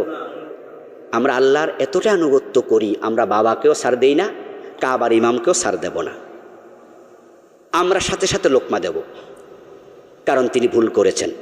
রাসূল যেভাবে শিখিয়েছেন তার বিপরীতে কাজ করছেন। এই মানুষগুলো মসজিদ থেকে যখন বের হই, আদালতের চেয়ারে বসলে, ওই চেয়ারে বসে সকাল থেকে সন্ধ্যা পর্যন্ত যতগুলো রায় দেয়, আল্লাহ রাসূলের বিধানে কয়টা দেয়? তো মসজিদে গেলে উনি লোকমা দেয়, মসজিদের বাহিরে লোকমা কই? আবার আমরা যারা আসি মসজিদে হুজুরকে লোকমা দিলাম, আদালতে কি মুসলমান নাই? সেখানে উকিল মুসলমান, বাদী মুসলমান, বিবাদী মুসলমান, সাক্ষী মুসলমান, পুলিশ মুসলমান, সবাই মুসলমান। যখন কোরআনের ভায়োলেশন করে রায় দিল, বলুন তো প্রতিবাদ করছে কয়জনে? লোকমা দিছে কয়জনে? তো মসজিদে লোকমা দিলেন, বাহিরে কেন নয়? আনাকিমুদ্দিন মানে হচ্ছে তাআতিহি, আল্লাহর আনুগত্য করো জীবনের সব জায়গায়। সম্মানিত ভাইয়েরা, একামতে দিন অর্থাৎ আপনার সাথে করে দিনকে আপনি নিয়ে চলবেন। এর ক্ষেত্র হলো 3টা। একামতে দিনের ক্ষেত্র হলো 3টা। 1 নাম্বার ব্যক্তি জীবন, 2 নাম্বার পারিবারিক জীবন, 3 নাম্বার সামাজিক বা রাষ্ট্রীয় জীবন। আপনি দিন কায়েম করবেন এই 3 জায়গায়। এখানে একটু ঝামেলা হয়ে গেছে। আমরা যারা একামতে দিনের পক্ষের লোক, তাদের মাঝে একটু ঝামেলা আমি দেখি। তারা অনেকেই একামতে দিন বলতে রাষ্ট্রে ইসলাম বোঝে, ব্যক্তি জীবনে যে লাগবে এটা অনেকে কম বোঝে। তাই একামতে দিনের কর্মী টাকনোর নিচে কাপড় পরে, একামতে দিনের কর্মী দিনে একবার ক্লিন শেভ করে, একামতে দিনের কর্মী মেয়েটা পর্দা করে স্কুলে যায় না, একামতে দিনের কর্মী বউটা চাকরি করে বোরকা পরে না, অথচ তিনি একামতে দিনের জন্য জান দিয়ে ফেলতেছেন। তাহলে তিনি একামতে দিন বলতে বুঝলেন যে কোরআনের আইন রাষ্ট্রে কায়েম হওয়া, অথচ তার এই বুঝটা সম্পূর্ণ ভুল। আল্লাহ তাআলা কোরআন মাজিদে বলছেন, কু আনফুসাকুম ও আহলিকুম নারা। আমি একবারে শুরুতে বলেছি আমার আলোচনার আজকে, এখানে আমাদের ব্যক্তিগত কোনো স্বার্থ নাই, একমাত্র আল্লাহর জান্নাতে আমাদের লক্ষ্য। তো আল্লাহ তাআলা কোরআন মাজিদে বলছেন, কু আনফুসাকুম, 1 নাম্বার কাজ, তুমি জাহান্নাম থেকে নিজেকে বাঁচাও। আপনার দেহটা কি একটা রাষ্ট্রতুল্য নয়? একটা রাষ্ট্রের প্রেসিডেন্ট থাকে, প্রধানমন্ত্রী থাকে, আপনার দেহের মাঝেও কিন্তু আছে। আপনার মগজ হচ্ছে আপনার প্রধানমন্ত্রী, আপনার হাত আপনার স্বরাষ্ট্রমন্ত্রী, ঠিক কি না? আপনার পা আপনার যোগাযোগ মন্ত্রী। এইভাবে আপনার দেহের মাঝে যে অঙ্গগুলো আছে, এক একটা অঙ্গ এক একটা মন্ত্রণালয়ের মতো ধরেন। তাহলে দিন কায়েম যদি আপনি করতে চান, তাহলে 1 নাম্বার কথা শুরু হবে নিশ্চয় আপনার কু আনফুসাকুম, আপনার মাঝে, আপনার নিজের মাঝে। পৃথিবীর অনেক মানুষ আছে রাষ্ট্রীয়ভাবে দিন কায়েমের প্রশ্ন আল্লাহ কিয়ামতের দিন তাকে করবেই না। যেমন ধরেন ভারতে মুসলমানের সংখ্যা কত পার্সেন্টেজ? একবারে কম, 4-5%, কম বেশি, আর একটু বেশি হতে পারে। যাই হোক, ওই দেশে কি মুসলমান সবাই একমত যদি হয়ে যায় তারপরও কোরআনের আইন কায়েম করতে পারবে? অসম্ভব। এভাবে পৃথিবীর অনেক দেশ আছে মুসলমানরা সেখানে সংখ্যালঘু। আল্লাহ তাআলা তাদেরকে চোর ধরে কেন হাত কাটো না এই প্রশ্নটাই করবে না, কিন্তু নামাজ পড়ছো কিনা প্রশ্ন করবে না, সুদ খাইছো কিনা, পর্দা করছো কিনা, রোজা রাখছো কিনা, কু আনফুসাকুম, এই প্রশ্ন থেকে কেউ খালি না। প্রত্যেকটা মানুষ, লানা আমালুনা ওয়ালাকুম আমালুকুম, কোরআনের বক্তব্য আল্লাহ প্রিয় নবীকে বলছেন, আপনি মেসেজ পৌঁছায় দেন। তারপরে কে মানলো না মানলো আপনার বিষয় না, তাদেরকে আপনি বলে দেন তোমার আমল নিয়ে তুমি, আমার আমল নিয়ে আমি, আলাদা কবরে যাব। হাসরের ময়দানে আল্লাহ তাআলা আরেকজনের আমল নামা এনে আপনাকে পড়তে দেবে না আপনারটা? ওয়াকুল্লু ইনসানিন আলজামনাহু তায়রাহু ফি উনুকিহি ওয়া নুখরিজু লাহু ইয়াওমাল কিয়ামাতি কিতাবান ইয়ালকাহু মানশুরা ইকরা কিতাবাক ইকরা কিতাবাক ইকরা কিতাবাক। তোমার আমল নামা পড়ো। আপনার আমল নামায় দেখা যাবে আপনি কবিরা গুনাহ করছেন। টাকনুর নিচে কাপড় পরা কবিরা গুনাহ, দাড়ি কামানো কবিরা গুনাহ, মিথ্যা বলা কবিরা গুনাহ, সুদের সাথে থাকা কবিরা গুনাহ। একামতে দিনের কর্মী সুদী ব্যাংকে চাকরি করে। আমি আশ্চর্য হয়েছি। আমার সাথে পরামর্শ করছে, মেয়ের বিয়ের কথা গল্প করছে, মেয়ে বিয়ে দিয়েছি। তা আমি বললাম কবে দিলেন? আমি তো শুনলাম না। বলল ভাই ব্যস্ত ছিলাম বা খুব একটা আয়োজন যা করছি আপনারা জানাইতে পারিনি, সরি। জিজ্ঞাসা করলাম জামাই কি করে? সোনালী ব্যাংকের অফিসার।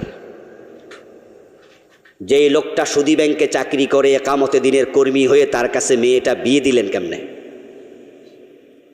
যদি আপনার ভিতরে অনুভূতি তৈরি না হয়, আপনি রাষ্ট্রের চিন্তা কেন করেন? যে আপনি নিজের দেহের মাঝে ইসলাম কায়েম করতে পারেননি, আপনি রাষ্ট্রে কায়েম করবেন কিভাবে? এই জন্য একামতে দিনের 1 নম্বর ক্ষেত্র হচ্ছে প্রত্যেক মানুষের নিজের ব্যক্তি জীবন। তারপরে এবার পারিবারিক জীবন। ওয়াহলিকুম নারা, জাহান্নাম থেকে নিজেকে বাঁচাও, পরিবারকে বাঁচাও। এখন পরিবারের উপরে যিনি দায়িত্বশীল, তাকে পরিবারকে জাহান্নাম থেকে বাঁচানোর চেষ্টা করতেই হবে। জাহান্নাম থেকে নিজেকে বাঁচানো যেমন ফরজ, পরিবারের লোকদেরকে বাঁচানোর চেষ্টা করা ফরজ। হাদিস হচ্ছে দায়ুস লা ইয়াদখুলুল জান্নাহ, দায়ুস জান্নাতে যাবে না। একামতে দিনের কর্মী, আপনি মিছিলের সামনে থাকেন, একামতে দিনের রাস্তায় মানে ইসলামী আন্দোলনে আপনি প্রথম সারির কর্মী, অথচ আপনার মেয়েটা বোরকা ছাড়া কলেজে যায়, পর্দা করছে না।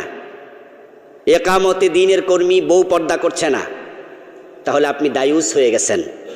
দায়ুস বলা হয় সে পুরুষকে, যেই পুরুষের গাফলতির কারণে তার পরিবারে বেপর্দার জন্ম নেয়।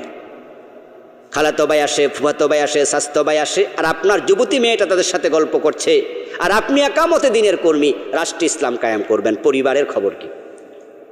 এই জন্য দ্বিতীয় ক্ষেত্র হচ্ছে পরিবার। তাই আমরা যারা জান্নাতে যেতে চাই, আমাদের পরিবারে দিন কায়েম করতে হবে, পরিবারকে দিনের আদলে সাজাতে হবে।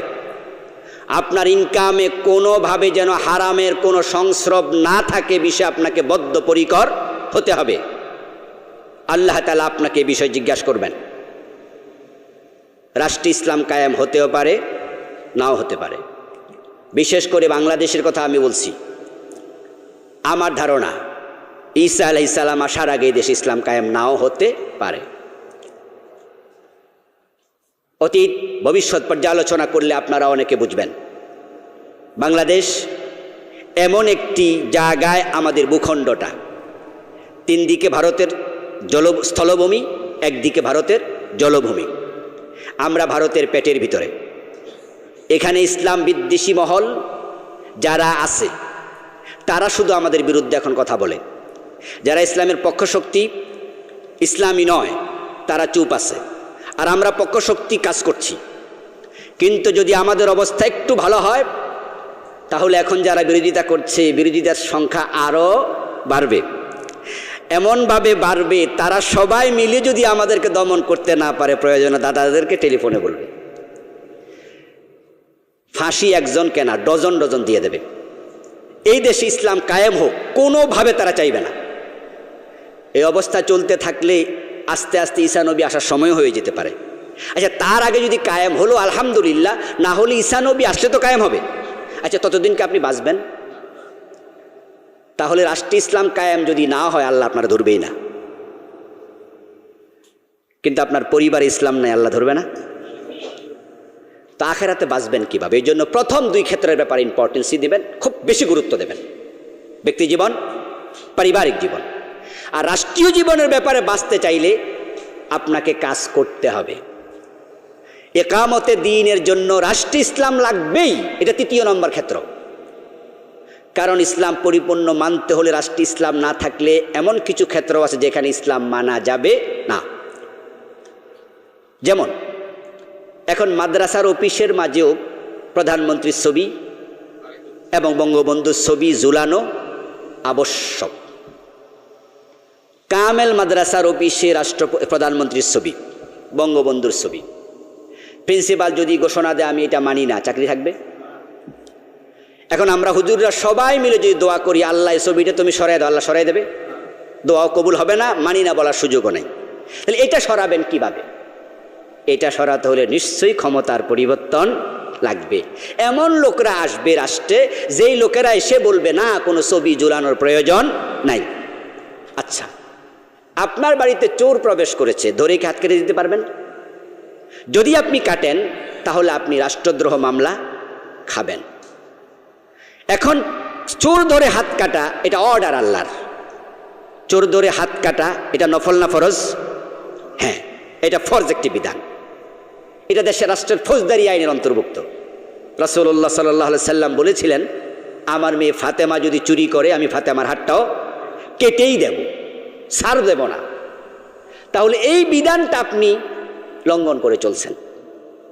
দেশে লঙ্ঘিত হচ্ছে যোগের পর যোগ।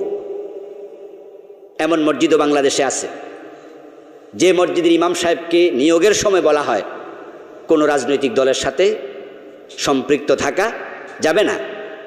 ইমাম সাহেব হুজুরও তার মিম্বার থেকে রাষ্ট্রে ইসলাম দরকার এই বিষয়ে জীবন একবারও ওয়াজ করেন নাই। কারণ এই ওয়াজটা করলেই তো নিশ্চয়ই কোনো রাজনৈতিক দলের পক্ষে চলে যাবে, এই ভয়ে তিনি এই ওয়াজটা করেননি। এই জাতীয় ফৌজদারি আইন কোরআনে আছে কয়েক ডজন। এখন নামাজ না পড়লে পাপের চিন্তা, রোজা না রাখলে গুনাহের চিন্তা। তা আপনি যে এই আইনগুলো মানেন নাই, মাথার মাঝে গুনার চিন্তা আসা দরকার আছে না নাই? ইসলাম তো পরিপূর্ণ জীবন ব্যবস্থা। এখন যদি দিন কায়েম রাষ্ট্রীয়ভাবে না হয় তো ফৌজদারি বিধানগুলো কায়েম করবেন কিভাবে? এটা সম্ভব নয়। এই জন্য রাসূল সাল্লাল্লাহু আলাইহি ওয়াসাল্লাম যখন মক্কা থেকে মদিনায় হিজরত করছিলেন, আল্লাহ তাআলা শিখিয়ে দিয়েছেন, তিনি দোয়া করেছিলেন ওয়াজআললি মিন লাদুনকা সুলতানান নাসীরা। প্রিয় নবী দোয়া করছেন, আল্লাহ শিখিয়ে দিচ্ছেন, হে আল্লাহ আপনি আমাকে আপনার পক্ষ থেকে সাহায্যকারী রাষ্ট্রশক্তি দান করুন। ওয়াজআললি আপনি আমাকে দেন মিন লাদুনকা আপনার পক্ষ থেকে সুলতান, সালতানাত রাষ্ট্র ক্ষমতা, নাসীরা যেটা সাহায্যকারী হবে। কিভাবে সাহায্যকারী হবে? দিন কায়েমে। আপনি যে দিন আমাকে দিয়েছেন এটা জমিনে প্রতিষ্ঠিত করার জন্য আমাকে রাষ্ট্রশক্তি দিয়ে সাহায্য করুন। আল্লাহ দোয়া কবুল করেছেন। রাসূল হিজরত করে মদিনায় গেলেন। মদিনার লোকেরা কোলে তুলে নাচল, আউস খাজরাজ এক হয়ে গেল। ইহুদিরা পর্যন্ত আল্লাহর হাবিবের সাথে মিটিং করলো, মদিনার সনদ লিখা হলো, সবাই মিলে একমত হলেন এখন থেকে মদিনার প্রধানকে মুহাম্মাদুর রাসূলুল্লাহ সাল্লাল্লাহু আলাইহি ওয়াসাল্লাম। তিনি আল্লাহর কাছে রাষ্ট্র ক্ষমতা চাইলেন। আর আমাদের দেশে এই সাবজেক্টের অনুভূতি নাই। হাজার হাজার নামাজির হুজুররা লোভী, ওরা ক্ষমতা চায়। হুজুর যদি মেম্বারে নির্বাচন করে, চেয়ারম্যান নির্বাচন করে, সমালোচনা ওঠে, আচ্ছা হুজুর মানুষে কাম করে কেন? এবং অনেকে চেয়ারম্যানই মেম্বারে নির্বাচন করলে আপনাদেরকেও কানে কানে বলে, ভাই এটা কি ভালো মানুষের কাম? তাহলে দেশের নেতৃত্ব খারাপ মানুষেরাই করবে? কি বিস্ময়কর! অথচ আমরা যদি ইসলামের ইতিহাসের দিকে তাকাই তখন আমরা দেখতে পাব রাষ্ট্রপ্রধান যিনি সবচেয়ে বড় মসজিদের খতিব ছিলেন তিনি।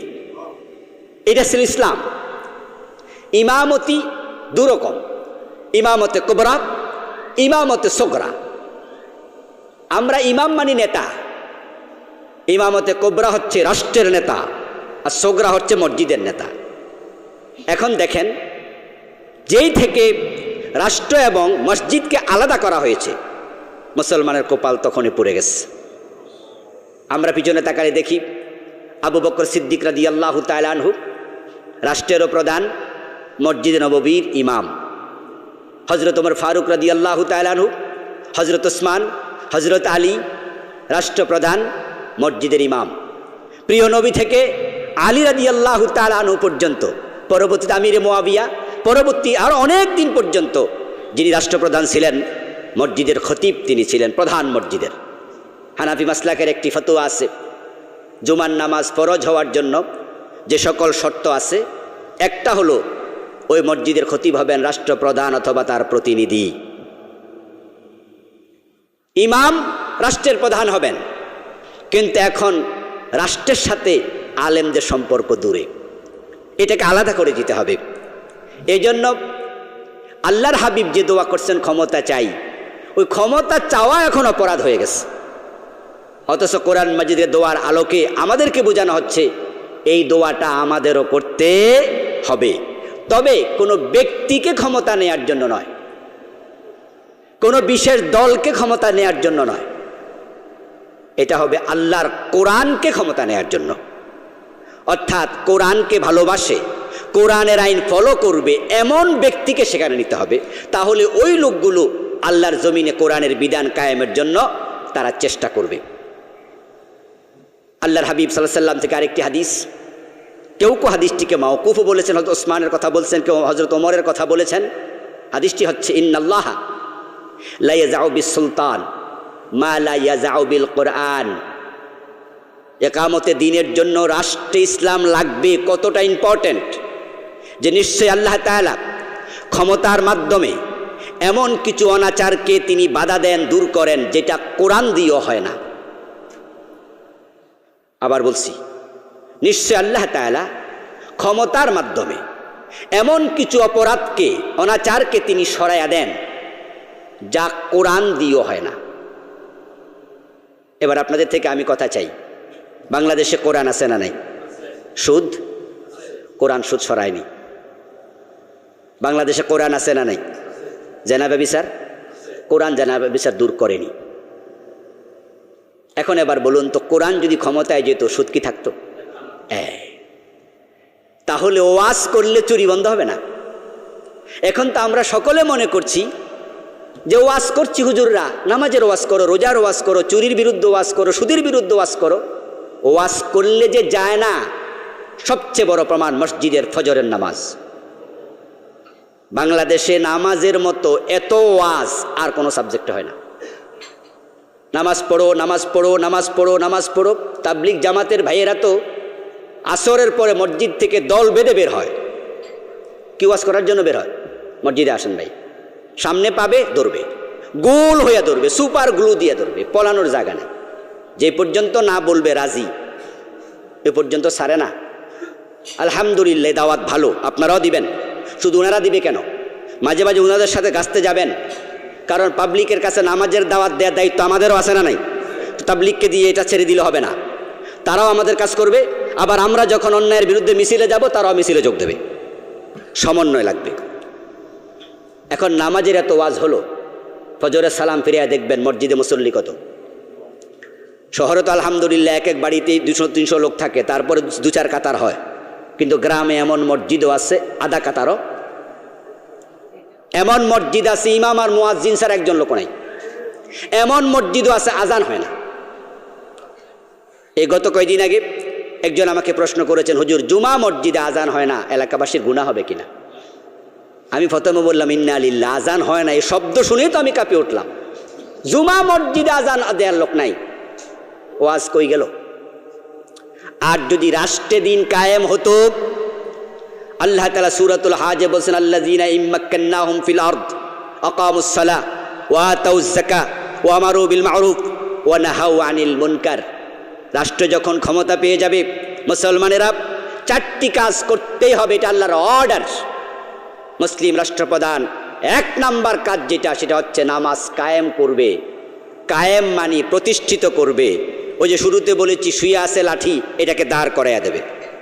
রাষ্ট্রপ্রধান আইন করে দেবে, আজান হলে দোকান বন্ধ। কোনো বালেগ নামাজ পড়ে না এমন খবর যদি আমাদের কাছে আসে, তাকে জেলে দেয়া হবে। ইমাম আবু হানিফা, শাফি, মালিক, আহমদ ইবনে হাম্বল রাহিমাহুমুল্লাহ, 4 ইমাম ইত্তেফাক, কোনো বালেগ নামাজ না পড়লে তাকে জেলে দাও। ইমাম শাফি রাহেমাহুল্লাহ বলছে এর আগে তাকে কিছু পিটনীয় দাও। দোকান খোলা থাকবে, ওয়াজারুল বাই, আজান হয়েছে দোকান বন্ধ, রাষ্ট্র আইন করে দেবে। তাহলে দেখবেন বাজারের মসজিদগুলোতে আজানের পর যদি দোকান বন্ধ হয়ে যায়, আর পুলিশ থাকবে। আমাদের দেশে রাস্তার জন্য পুলিশ আছে, টহল পুলিশ, লোক ধরার জন্য পুলিশ আছে, আবার যারা টুরিস্ট হয় টুরিস্ট পুলিশ আছে। ইসলাম যখন ক্ষমতায় আসবে তখন নামাজ পড়ে কিনে এটা দেখার জন্য পুলিশ থাকবে। যখনই আজান হবে বাজারে পুলিশ বের হয়ে যাবে, দোকান খোলা আছে তালা লাগাইয়া দেবে, সিলগালা করে দেবে। এরকম দুবার তিনবার সিগন্যাল দেওয়ার পরে দোকান খোলা রাখবে, তার লাইসেন্স ক্যান্সেল করে দেবে। অবস্থা যদি তাই হয়, বেনামাজি আছে ধরে পুলিশে 3 দিন জেল খাটাইয়া দেবে, জেলে নিয়ে নামাজ পড়তে বাধ্য করবে। তাহলে সব মানুষগুলো, দোকানদার এবং ক্রেতা বিক্রেতা সবাই মসজিদমুখী হয়ে যায়। মসজিদগুলোতে লোকে জায়গা দেয়া যাবে না। সালাত পড়ো, ওয়াজ করো, পীর সাহেবদের ওয়াজের প্রয়োজনও আর হবে না। ওয়াজ করতে করতে আমরা হয়রান হয়ে গিয়েছি। সুদ কি কমছে না বাড়ছে? অন্যায়, সিনেমা, আল্লাহ আকবার, বেপর্দা বেহায়াপনা তো এখন যুব সমাজকে শেষ করে দিচ্ছে। আপনার সন্তানদেরকে কোথায় রেখে যাবেন, কার কাছে রেখে যাবেন? রাষ্ট্রে ইসলাম কায়েম যে কত দরকার। আকাশ সংস্কৃতির কারণে যুব সমাজ আজকে শেষ। হাতে হাতে মোবাইল, এই মোবাইলের ভিতর কি নাই আপনারা সবাই বুঝের মানুষ। এখানে কি নাই? বিয়ে করার আগ পর্যন্ত আমরা যেই দৃশ্যগুলো কল্পনা করি নাই, কোনোদিন চোখে দেখি নাই, ক্লাস 8-9-এর পোলাপানের কাছে সেগুলো হাতে হাতে ওয়াজ শুনতেছে, ওয়াজের মাঝখানে এসে বেড়ি লাফাইতেছে। হচ্ছে না এরকম? হঠাৎ করে ওয়াজের মাঝখানে এসে এমন কিছু দেখা যাচ্ছে আশ্চর্য। আন্নাস হারিসুন ফিমা মুনিআ, মানুষের একটা অভ্যাস আছে নিষিদ্ধ কাজের প্রতি আকর্ষণ বেশি। শুনতেছিল ভালো জিনিস, এসে গেছে খারাপ জিনিস, এখন তার আকর্ষণ ভালোর চেয়ে খারাপের দিকে বেশি। আকাশ সংস্কৃতি শেষ করে দিল মুসলিম উম্মার ইমান আমল সব। এখন তা থেকে ওয়াজ করে বাঁচানো যাবে না। রাষ্ট্রে ইসলাম এত দরকার, সরকার চাইলে এ বাজে সিনেমা, বাজে নাটক এগুলো বন্ধ করতে 1 সপ্তাহ লাগবে না। আজকে ঘরে ঘরে জি বাংলা স্টার জলসার কারণে সিনেমা হল। ওয়াজ করে বাঁচাবেন কেমনে সম্ভব? আমাদেরকে অনেকে বলে হুজুর ওয়াজে কাজ হয় না, আপনারা 2 ঘন্টা 3 ঘন্টা ওয়াজ করে লাখ লাখ টাকা নিয়ে যাচ্ছেন, কাম কই? আমরা বলি ভাই শোনেন, আপনি কি বলছেন এসব? আমরা ওয়াজ করলাম 2 ঘন্টা, ও বেটা বাড়ি যেয়ে সিনেমা দেখে 3 ঘন্টা, আরেক ঘন্টার কাফারা কই? এখন যদি ওয়াজে কাজ হইতে হয় তাহলে ওই সিনেমাগুলো বন্ধ করা দরকার না? এ ফেসবুক কত কিছু বের হচ্ছে, এখানে কত নাছার। ওয়াজ করে কখনো এটা সম্ভব নয়। আর রাষ্ট্র যদি চায় জি বাংলা বন্ধ করতে কতক্ষণ লাগে? একটা অর্ডার যথেষ্ট। তৃতীয় ক্ষেত্র হচ্ছে রাষ্ট্রীয় জীবন। এজন্য এমন কিছু আমল আছে যেগুলো ব্যক্তিগতভাবে চাইলেও করা যায় না। হাদিস কি?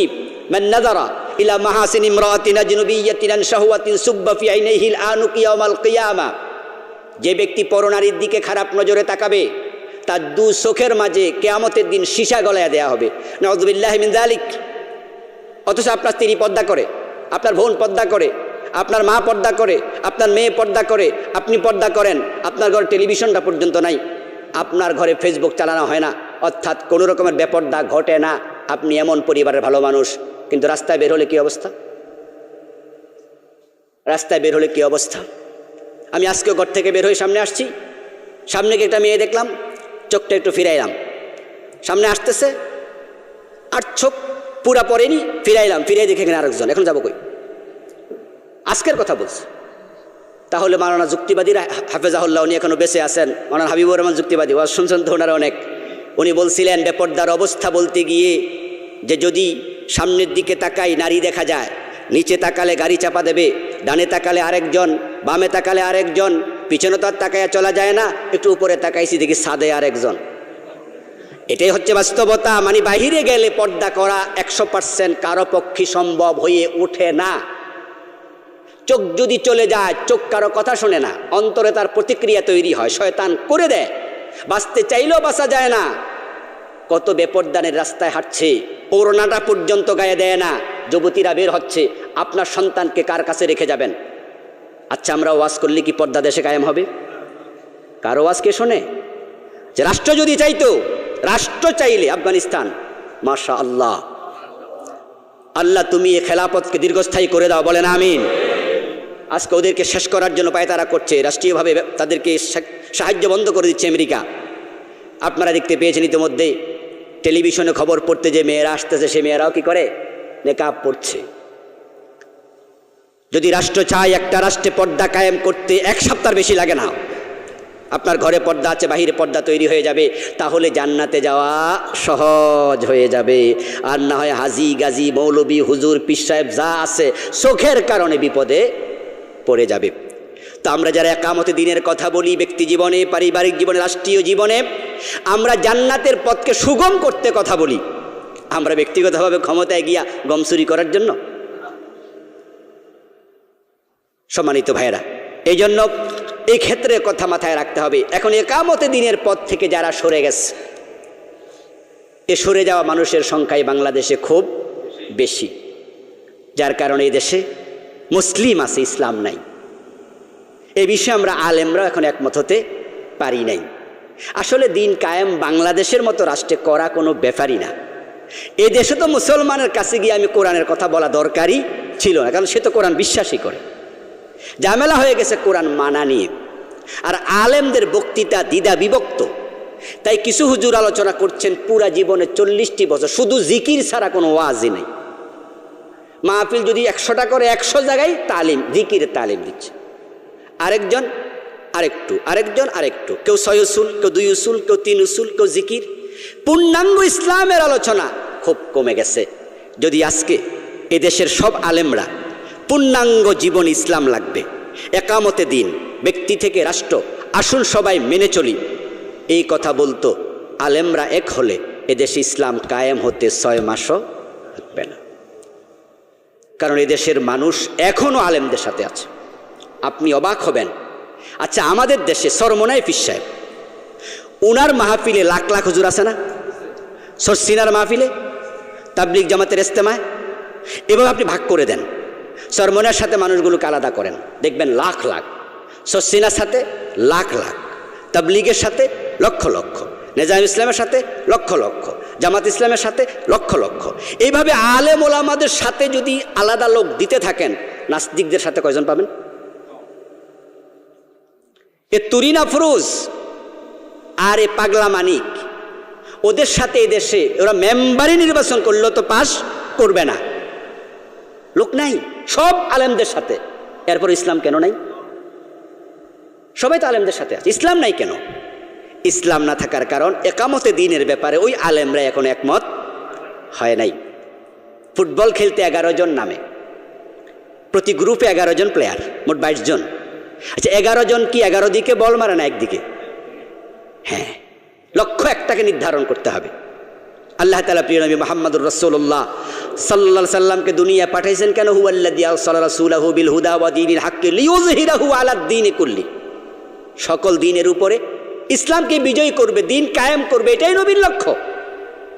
আজকের পীর সাহেব, আজকের তাবলিগ, আজকের ইসলামী আন্দোলন, সবাই, সব আলেমেরা যদি আমরা একমুখী হয়ে যেতাম, সবাই একদিকে চললে অন্যরা আমাদের সাথে তাল মিলাতে বাধ্য হতো।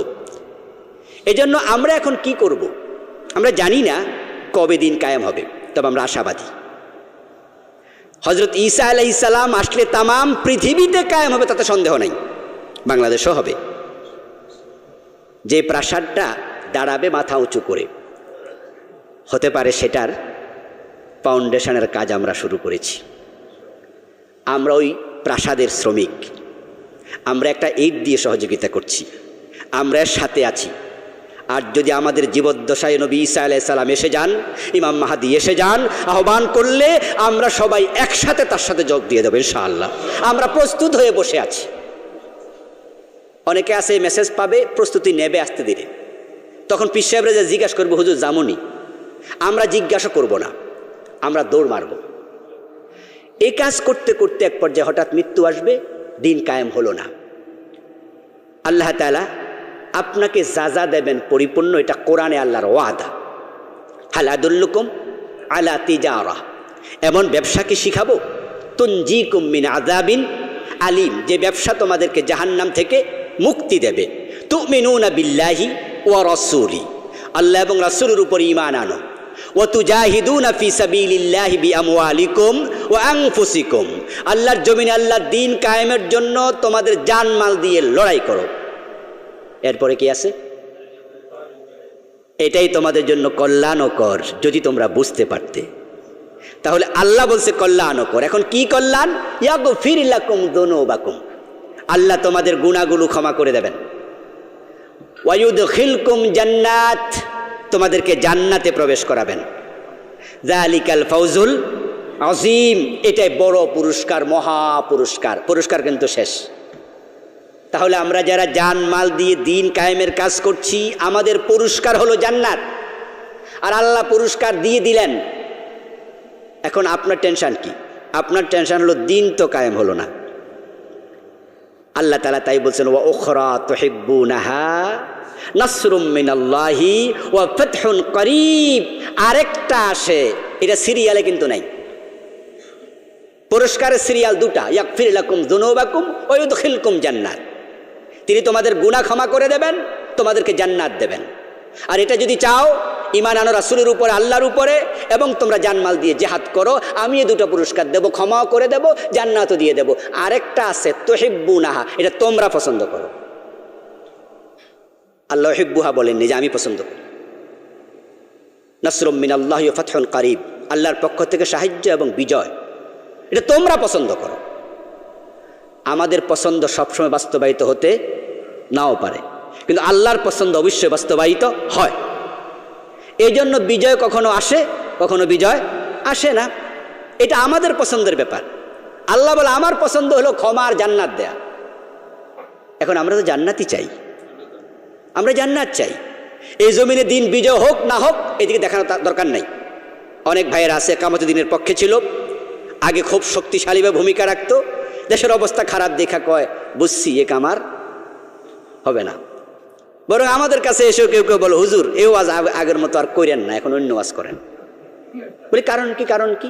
দেখেন না হুজুর, যে কয়জন ছিল অন্ত কমতে কমতে কমতে কমতে এখন তো সব শেষ। এজন্য এই দেশে ইসলাম কায়েম হবে না হুজুর, এজন্য অন্য ওয়াজ শুরু করে দেন। আস্তাগফিরুল্লাহ আযীম। শোনেন ভালো করে প্রিয় ভাইয়েরা, আল্লাহর জান্নাতের দিকে যে গাড়ি যাচ্ছে, গাড়ি জান্নাতে পৌঁছবেই। যাত্রী হয়ে আপনি বসতে পারলেন কিনা আপনার ব্যাপার। জান্নাতে গাড়িটা যাবেই। আপনি কাজ না করলে আপনি লসে পড়বেন। ইসলাম আপনাকে ছাড়া সচল, ইসলাম ছাড়া আপনি অচল। এই জন্য এই জমিনে কবে কায়েম হবে এটা আল্লাহর ব্যাপার, কিন্তু কাজ থেকে এক চুল পরিমাণ সরা যাবে না। ইকামত দিনের কাজ করতে করতে আজরাইল এসে গেল, আপনি চলে গেলেন। 10 তলা বিল্ডিংয়ের কাজ শুরু হয়েছিল, সরকারি প্রকল্প। 3 তলা হওয়ার পরে কাজ বন্ধ, বাজেট শেষ। সরকার আরও পরে পরবর্তী বাজেটে টাকা দেবে, তখন কাজ হবে, অথবা 5 বছর পরে হবে। অর্ধেক কাজ হয়ে কাজ বন্ধ, এমন ঘটনা কি আছে না বাংলাদেশে? কত প্রকল্প আছে অর্ধেক হওয়ার পর আর হয় না। আচ্ছা, আপনাদের কাছে আমি একটা প্রশ্নের জবাব চাই, দয়া করে জবাব দিন। এই যে 3 তলা পর্যন্ত হয়েছিল, শ্রমিকরা কি ঠকছে? তারা কি বেতন পায় নাই? হ্যাঁ, 3 তলা হওয়ার পরে আর বাকি 7 তলা হয় না, সরকারের ব্যাপার। শ্রমিক কিন্তু ঠিকঠাক টাকা পাইছে। তো আমাদের কত নেতা, কত প্রিয়জন যারা বাংলাদেশ থেকে চলে গেছে, মরে গেছে, শহীদ হয়ে গেছে, ফাঁসি দিয়ে দিয়েছে, মেরে ফেলেছে বা মরে গেছে, একামতের দিন দেখে যায় নাই, তারা কি ঠকে গেছে? তাদের পুরস্কার তারা পাবেই। এই জন্য অবস্থা খারাপ দেখে কখনো পিছু হওয়া যাবে না। সম্মানিত ভাইয়েরা, বৈশ্বিক মহামারীর কারণে আজকে আমরা সকলেই কম বেশি সমস্যায় আছি। অনেকে চাকরি চলে গেছে, অনেকের ব্যবসা বাণিজ্য একটু ক্ষতিগ্রস্ত হয়েছে, অনেকে আপনজনও হারিয়েছে। এই মহামারী করোনা আমাদেরকে চোখে আঙ্গুল দিয়ে দেখিয়ে গেছে ক্ষমতার মালিক একমাত্র আল্লাহ। কোটি কোটি টাকার মালিক চিকিৎসা সারা মরে গেছে। পৃথিবীর সবচেয়ে ক্ষমতাধর রাষ্ট্রের রাষ্ট্রপ্রধান আকাশের দিকে মাথা তুলে বলতে বাধ্য হয়েছে কিচ্ছু করার নাই। আমেরিকায় সবচেয়ে বেশি মানুষ মারা গেছে, আল্লাহ বুঝাই দিছে আসলে তোমাদের কিছুই করার নাই। এই করোনা থেকে আমাদের শিক্ষা নিতে হবে, ধৈর্য ধারণ করে আগাতে হবে, সমস্ত ক্ষতি আল্লাহ তাআলা যেন পুষিয়ে দেন সে দোয়া করতে হবে। যুব সমাজের প্রতি বিশেষ নজর দিন। আজকের যুব সমাজ যদি আপনি একটু নজর না দেন নষ্ট হয়ে যাবে। বিশেষ করে যাদের সন্তানদের হাতে স্মার্টফোন আছে তারা সতর্ক থাকবেন। সন্তান কম্পিউটার ইউজ করে, যে রুমে সে ঘুমায় সে রুমে দরজা বন্ধ করতে দেবেন না। কম্পিউটার রুমে আছে, সন্তান সেখানে লেখাপড়া করে, কম্পিউটার প্রয়োজন, কিনে দিয়েছেন, তাকে বলে দেবেন বাবা দরজা বন্ধ করে ঘুমানো যাবে না। দরজা খোলা থাকলে মনে ভয় থাকবে আবার কখন আব্বা আসে বা আম্মা আসে, তাই বাজে জায়গায় যেতে ভয় পাবে। আর দরজা যদি বন্ধ করে দেয় তাহলে সে জাহান্নামে ঢুকে যাবে। বলা যায় না শয়তান তাকে জাহান্নামেও ঢুকাই দিতে পারে, নষ্ট হয়ে যাবে। আর যদি ওদিকে একবার ঢুকে যায় তাহলে সেখান থেকে ফিরানো খুবই কঠিন। সন্তান কার সাথে মিশছে খুব সাবধান থাকবেন। সন্তান ইউনিভার্সিটি পড়ে, কলেজে পড়ে, যদি সম্ভব হয় তাকে মাঝে মাঝে বলবেন যে তোর বন্ধুদেরকে একটু দাওয়াত দে। সে তার বন্ধু কারা তা চেনার জন্য বাড়িতে মাঝে মাঝে দাওয়াত দিয়ে আনবেন। 6 মাস পরে, 1 বছর পরে যখন দেখবেন তার বন্ধুরা এসেছে, খেয়াল করবেন ওই বন্ধুদের মাথা চুলের কাঠিন কি, জামার অবস্থা কি। যদি দেখেন চেহারা জামা প্রমাণ করছে যে বন্ধুরা হয়তো মাঝে মাঝে গাঁজাও খায়, চেহারা দেখলে বুঝবেন জোহরের আজান হয়েছে বা আসরের আজান হয়েছে, বন্ধুরা মসজিদে যাচ্ছে কিনা, নাকি বাসায় বসে গল্প করছে। যদি আপনার সন্তানের বন্ধুরা ভালো না হয়, সৎসঙ্গে স্বর্গবাস, অসৎ সঙ্গে সর্বনাশ। হয়তো আপনি ইসলামী আন্দোলনের নেতা, একামতে দিনের নেতা হতে পারে, অসৎ সঙ্গে পড়ে আপনার সন্তানটাও হারিয়ে যাবে। এই জন্য সন্তানদের প্রতি স্পেশাল নজর দিতেই হবে। আল্লাহ তাআলা আমাদের সকলকে এই মৌলিক বিষয়গুলো মাথায় রেখে চলার তৌফিক দান করুন। একামতে দিনের যে আন্দোলন, এই আন্দোলনের সাথে আল্লাহ তাআলা মৃত্যু পর্যন্ত সম্পৃক্ত থাকার তৌফিক দান করুন, আমিন। জি আল্লাহ আমার প্রশ্নগুলো জবাব দেওয়ার পরে আমাদের মহতারাম বিএম ডক্টর মফিজুর রহমান ভাই কথা বলবেন। এরপরে ইনশাআল্লাহ আমরা দোয়া করে নামাজ পড়ে বিদায় নেব। একজন ভাই প্রশ্ন করেছেন 116 জন আলেমের বিরুদ্ধে গাদানিক দুর্নীতির অভিযোগ এনেছে, টাকা পাচারের অভিযোগও, এর বিরুদ্ধে আপনারা কি পদক্ষেপ নিয়েছেন বা নিচ্ছেন? আসলে ব্যাপার হলো, এটা যদিও করেছে একটা গাদানিক, আপনারা জানেন যে গণকমিশন, ওরা আসলে সামনে পিছনে ওদের অনেক বড় শক্তি আছে। তো আমরা যতটুকু আঁচ করতে পেরেছি সেটা হচ্ছে এটা সরকার করায়নি, বরং হতে পারে বাহিরের কোনো শক্তি এটা করিয়েছে। সামনে নির্বাচন, তাই তারা হয়তো চাচ্ছিল যে এখানে পানি ঘোলা করা যায় কিনা, কমি মাদ্রাসাগুলোকে মাঠে নামানো যায় কিনা। 116 জন জনপ্রিয় আলেম, অনেকেই এখানে তালিকার ভিতরে আছে আমি ছাড়া, মানে আমিও, আমার তালিকায় নাম আছে কিন্তু জনপ্রিয়তার কথা বলছি। তো অনেক জনপ্রিয় আলেমরা এখানে আছেন, যে তাদের অনুসারীদেরকে খেপানো যায় কিনা। আর এতে করে সরকার নিশ্চিত তখন নিয়ন্ত্রণের চেষ্টা করত। আর বাংলাদেশে এখন তো গুলি মরিচের দাম কম, 2-4 জন যদি মরে যেত তাহলে পৃথিবীর অন্য রাষ্ট্রকে দেখানো যেত যে এখানে মৌলবাদের আবার উত্থান হয়েছে। তারা চাইছিল সমস্ত কিছু করতে, কিন্তু আলহামদুলিল্লাহ পরিস্থিতি আলেমোলামারা পর্যবেক্ষণ করেছে, রাস্তায় নামেনি, বিভিন্ন টকশো করেছে, সাংবাদিক সম্মেলন করেছে। এবং আপনারা ইতিমধ্যে দেখেছেন, এটা খুশির খবর যে যারাই কমিটি মূলত লিডার, তুরিনা ফরুজ ব্যারিস্টার এবং আরেকজন সাইফুদ্দিন কি মানিক, শামসুদ্দিন চৌধুরী মানিক, যে তাদের অবস্থা এখন এমন হয়েছে তারা টকশোতে আসতে ভয় পাচ্ছে। এবং ওদিন চ্যানেল আইতে মুফতি ফয়জুল্লাহ সাহেবের সাথে একটা টকশো ছিল বিচারপতি শামসুদ্দিন মানিক সাহেবের, এবং শামসুদ্দিন মানিক সাহেব ওই টকশোতে এসে তারপরে চলে গেছে, অর্থাৎ তার সামনে বসতে সাহস করেনি। এবং বিভিন্ন আলেমদের সাথে যে টকশোগুলো হয়েছে, ওই টকশোগুলোতে আমি দেখেছি যে এতটা বেজ্জুতি হয়েছে, লজ্জা পেয়েছে, যে তারা হয়তো এটা ভাবেও নি যে বাংলাদেশে থেকে এতটা লজ্জা পাওয়া লাগবে। আর আমাদের স্বরাষ্ট্রমন্ত্রী মহোদয় অলরেডি বলে দিয়েছেন যে তালিকার কোনো ভিত্তি নেই। সুতরাং এ বিষয়ে আমরা টেনশন করছি না। এরপরও মাকারু ও মাকার আল্লাহ আল্লাহু খায়রুল মাকিরিন, তাদের পরিকল্পনা আছে, আল্লাহরও তো একটা পরিকল্পনা আছে। আমরা জানি দাড়ি রাখা ওয়াজিব, কিন্তু মিশর ও তুরস্কে বড় বড় ইসলামী চিন্তাবিদ ইমাম সাহেবরা দাড়ি রাখে না। তাহলে এ বিষয়ে কিছু বলবেন? আসলে মিশরে কে রাখলো কি রাখলো না এটা দিয়ে ইসলাম বিচার করা যাবে না। আরেকটি বিষয় আছে, মিশরে আপনারা জানেন যে সেখানে দাড়ি রাখার উপরে নিষেধাজ্ঞা একসময় ছিল। যখন জামাল নাসের ক্ষমতায় ছিল তখন দাড়িওয়ালা সমস্ত আলেমদেরকে ধরে ধরে বিভিন্নভাবে নির্যাতন করেছে। তো এই যে একটা কালচার চলে আসছে, ওইটা প্রজন্ম থেকে প্রজন্ম, এবার আমাদের আজহারি ভাই আরও ভালো বলতে পারবেন। এবং সেখানে এগুলো মানুষ দেখতে দেখতে অভ্যস্ত এমনভাবে হয়েছে, এখন খতিবের দাড়ি নাই মুসল্লিরা প্রশ্ন করে না। আর একটা বিষয় আছে, খতিবের নাই মুসল্লিরারও তো নাই, সবে তো একরকম হয়ে গেছে। এরপরও সেখানে বড় বড় অনেক আলেমের মুখে দাড়ি আছে।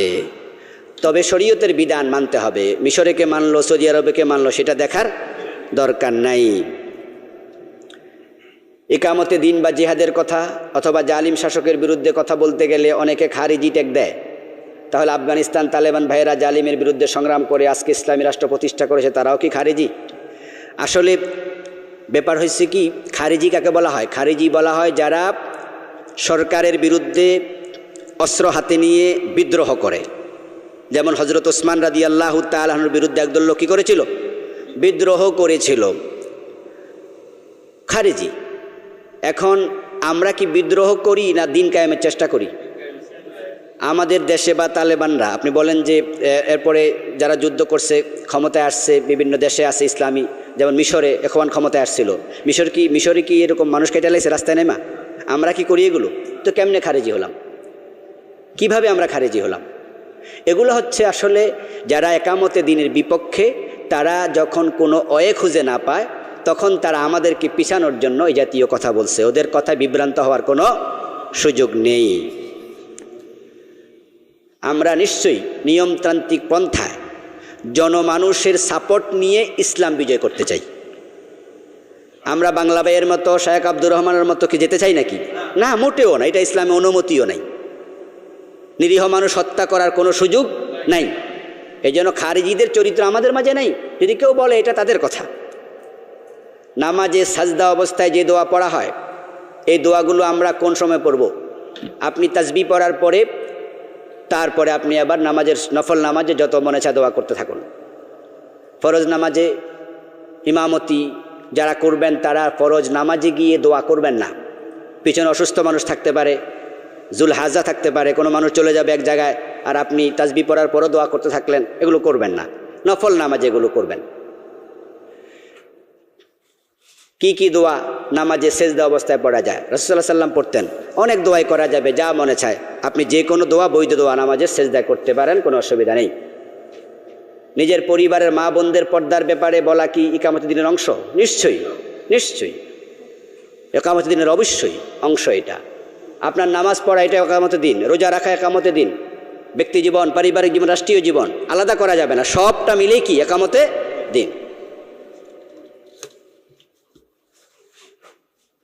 আমি গুনাহ করে কিছু সময় বা কিছুদিন পর অনুশোচনা করি, তওবা করি, কিন্তু কিছুদিন পর আবার একই গুনাহ করি, আবার তওবা করি।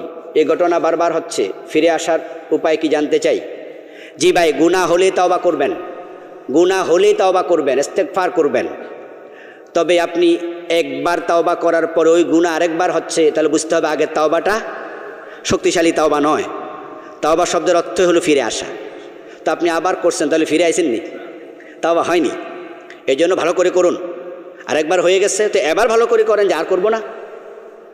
এই জন্য শক্ত হতে হবে। যে সিদ্ধান্ত নিয়েছেন, তওবা করেছেন, এর উপর অটল অবিচল থাকবেন। আল্লাহ তৌফিক কামনা করুন।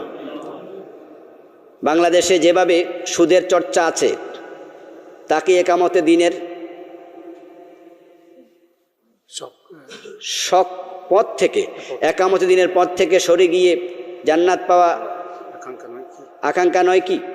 হ্যাঁ, সেটা আমরা বলে ফেলেছি যে আপনি আল্লাহর কোরআনের কোনো আইন থেকে মুখ ফিরিয়ে রাখতে পারবেন না, একটা ছোট বিধান থেকেও না। একটা ছোট্ট বিধান থেকে মুখ ফিরাবেন, তাই মানে খতরা তৈরি হবে।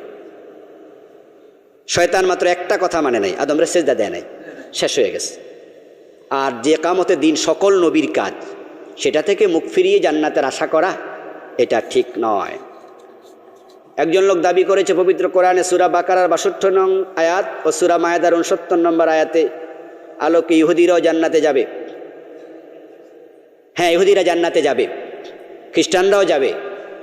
হজরত মুসা আলাইহিস সালামের সময় যারা ভালো ইহুদি ছিল, হাওয়ারি, তারা জান্নাতে যাবে না? যাবে। এবং হজরত ঈসা আলাইহিস সালামের সঙ্গী যারা ছিল তারা কি যাবে না? তারাও তো যাবে। কিন্তু নবী মুহাম্মদুর রাসূলুল্লাহ সাল্লাল্লাহু আলাইহি ওয়াসাল্লাম আসার পরে এখন তারা রাসূলকে আর মানে নাই, তাহলে তো আর জান্নাতে যাবে না।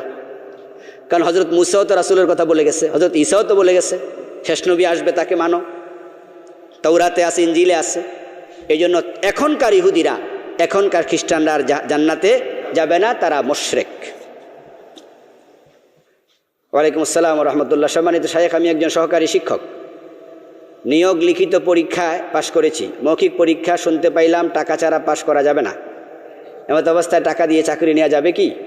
যাবে না, যাবে না। ঘুষ দিয়ে চাকরি নেবেন না। চাকর থেকে চাকরি নাকি? চাকর হওয়ার জন্য তো আগ্রহ কেন? এটা বাস্তবতা। চাকরি, চাকর যোগ রস্য ই প্রত্যয় যোগ করলে চাকরি হয়, তো চাকর হওয়ার জন্য ঘুষ দেবেন কেন? বরং আপনি অন্য কিছু করুন। যখন দেখবেন যে নর্মালি সততার সাথে চাকরি হয় না, আপনি ব্যবসা করেন। রিজিক তো আল্লাহর হাতে নাকি? তো আল্লাহ তাআলা চাকরি করলে যে রিজিকটা রাখছে ওটা ব্যবসাতে দিয়ে দেবে তো। আপনি কৃষিকাজ করেন, আপনি মাছের ব্যবসা করেন, চায়ের ব্যবসা করেন, দোকানদারি করেন, আপনি কিছু একটা করেন, ঘুষ দিয়ে চাকর হবেন কেন?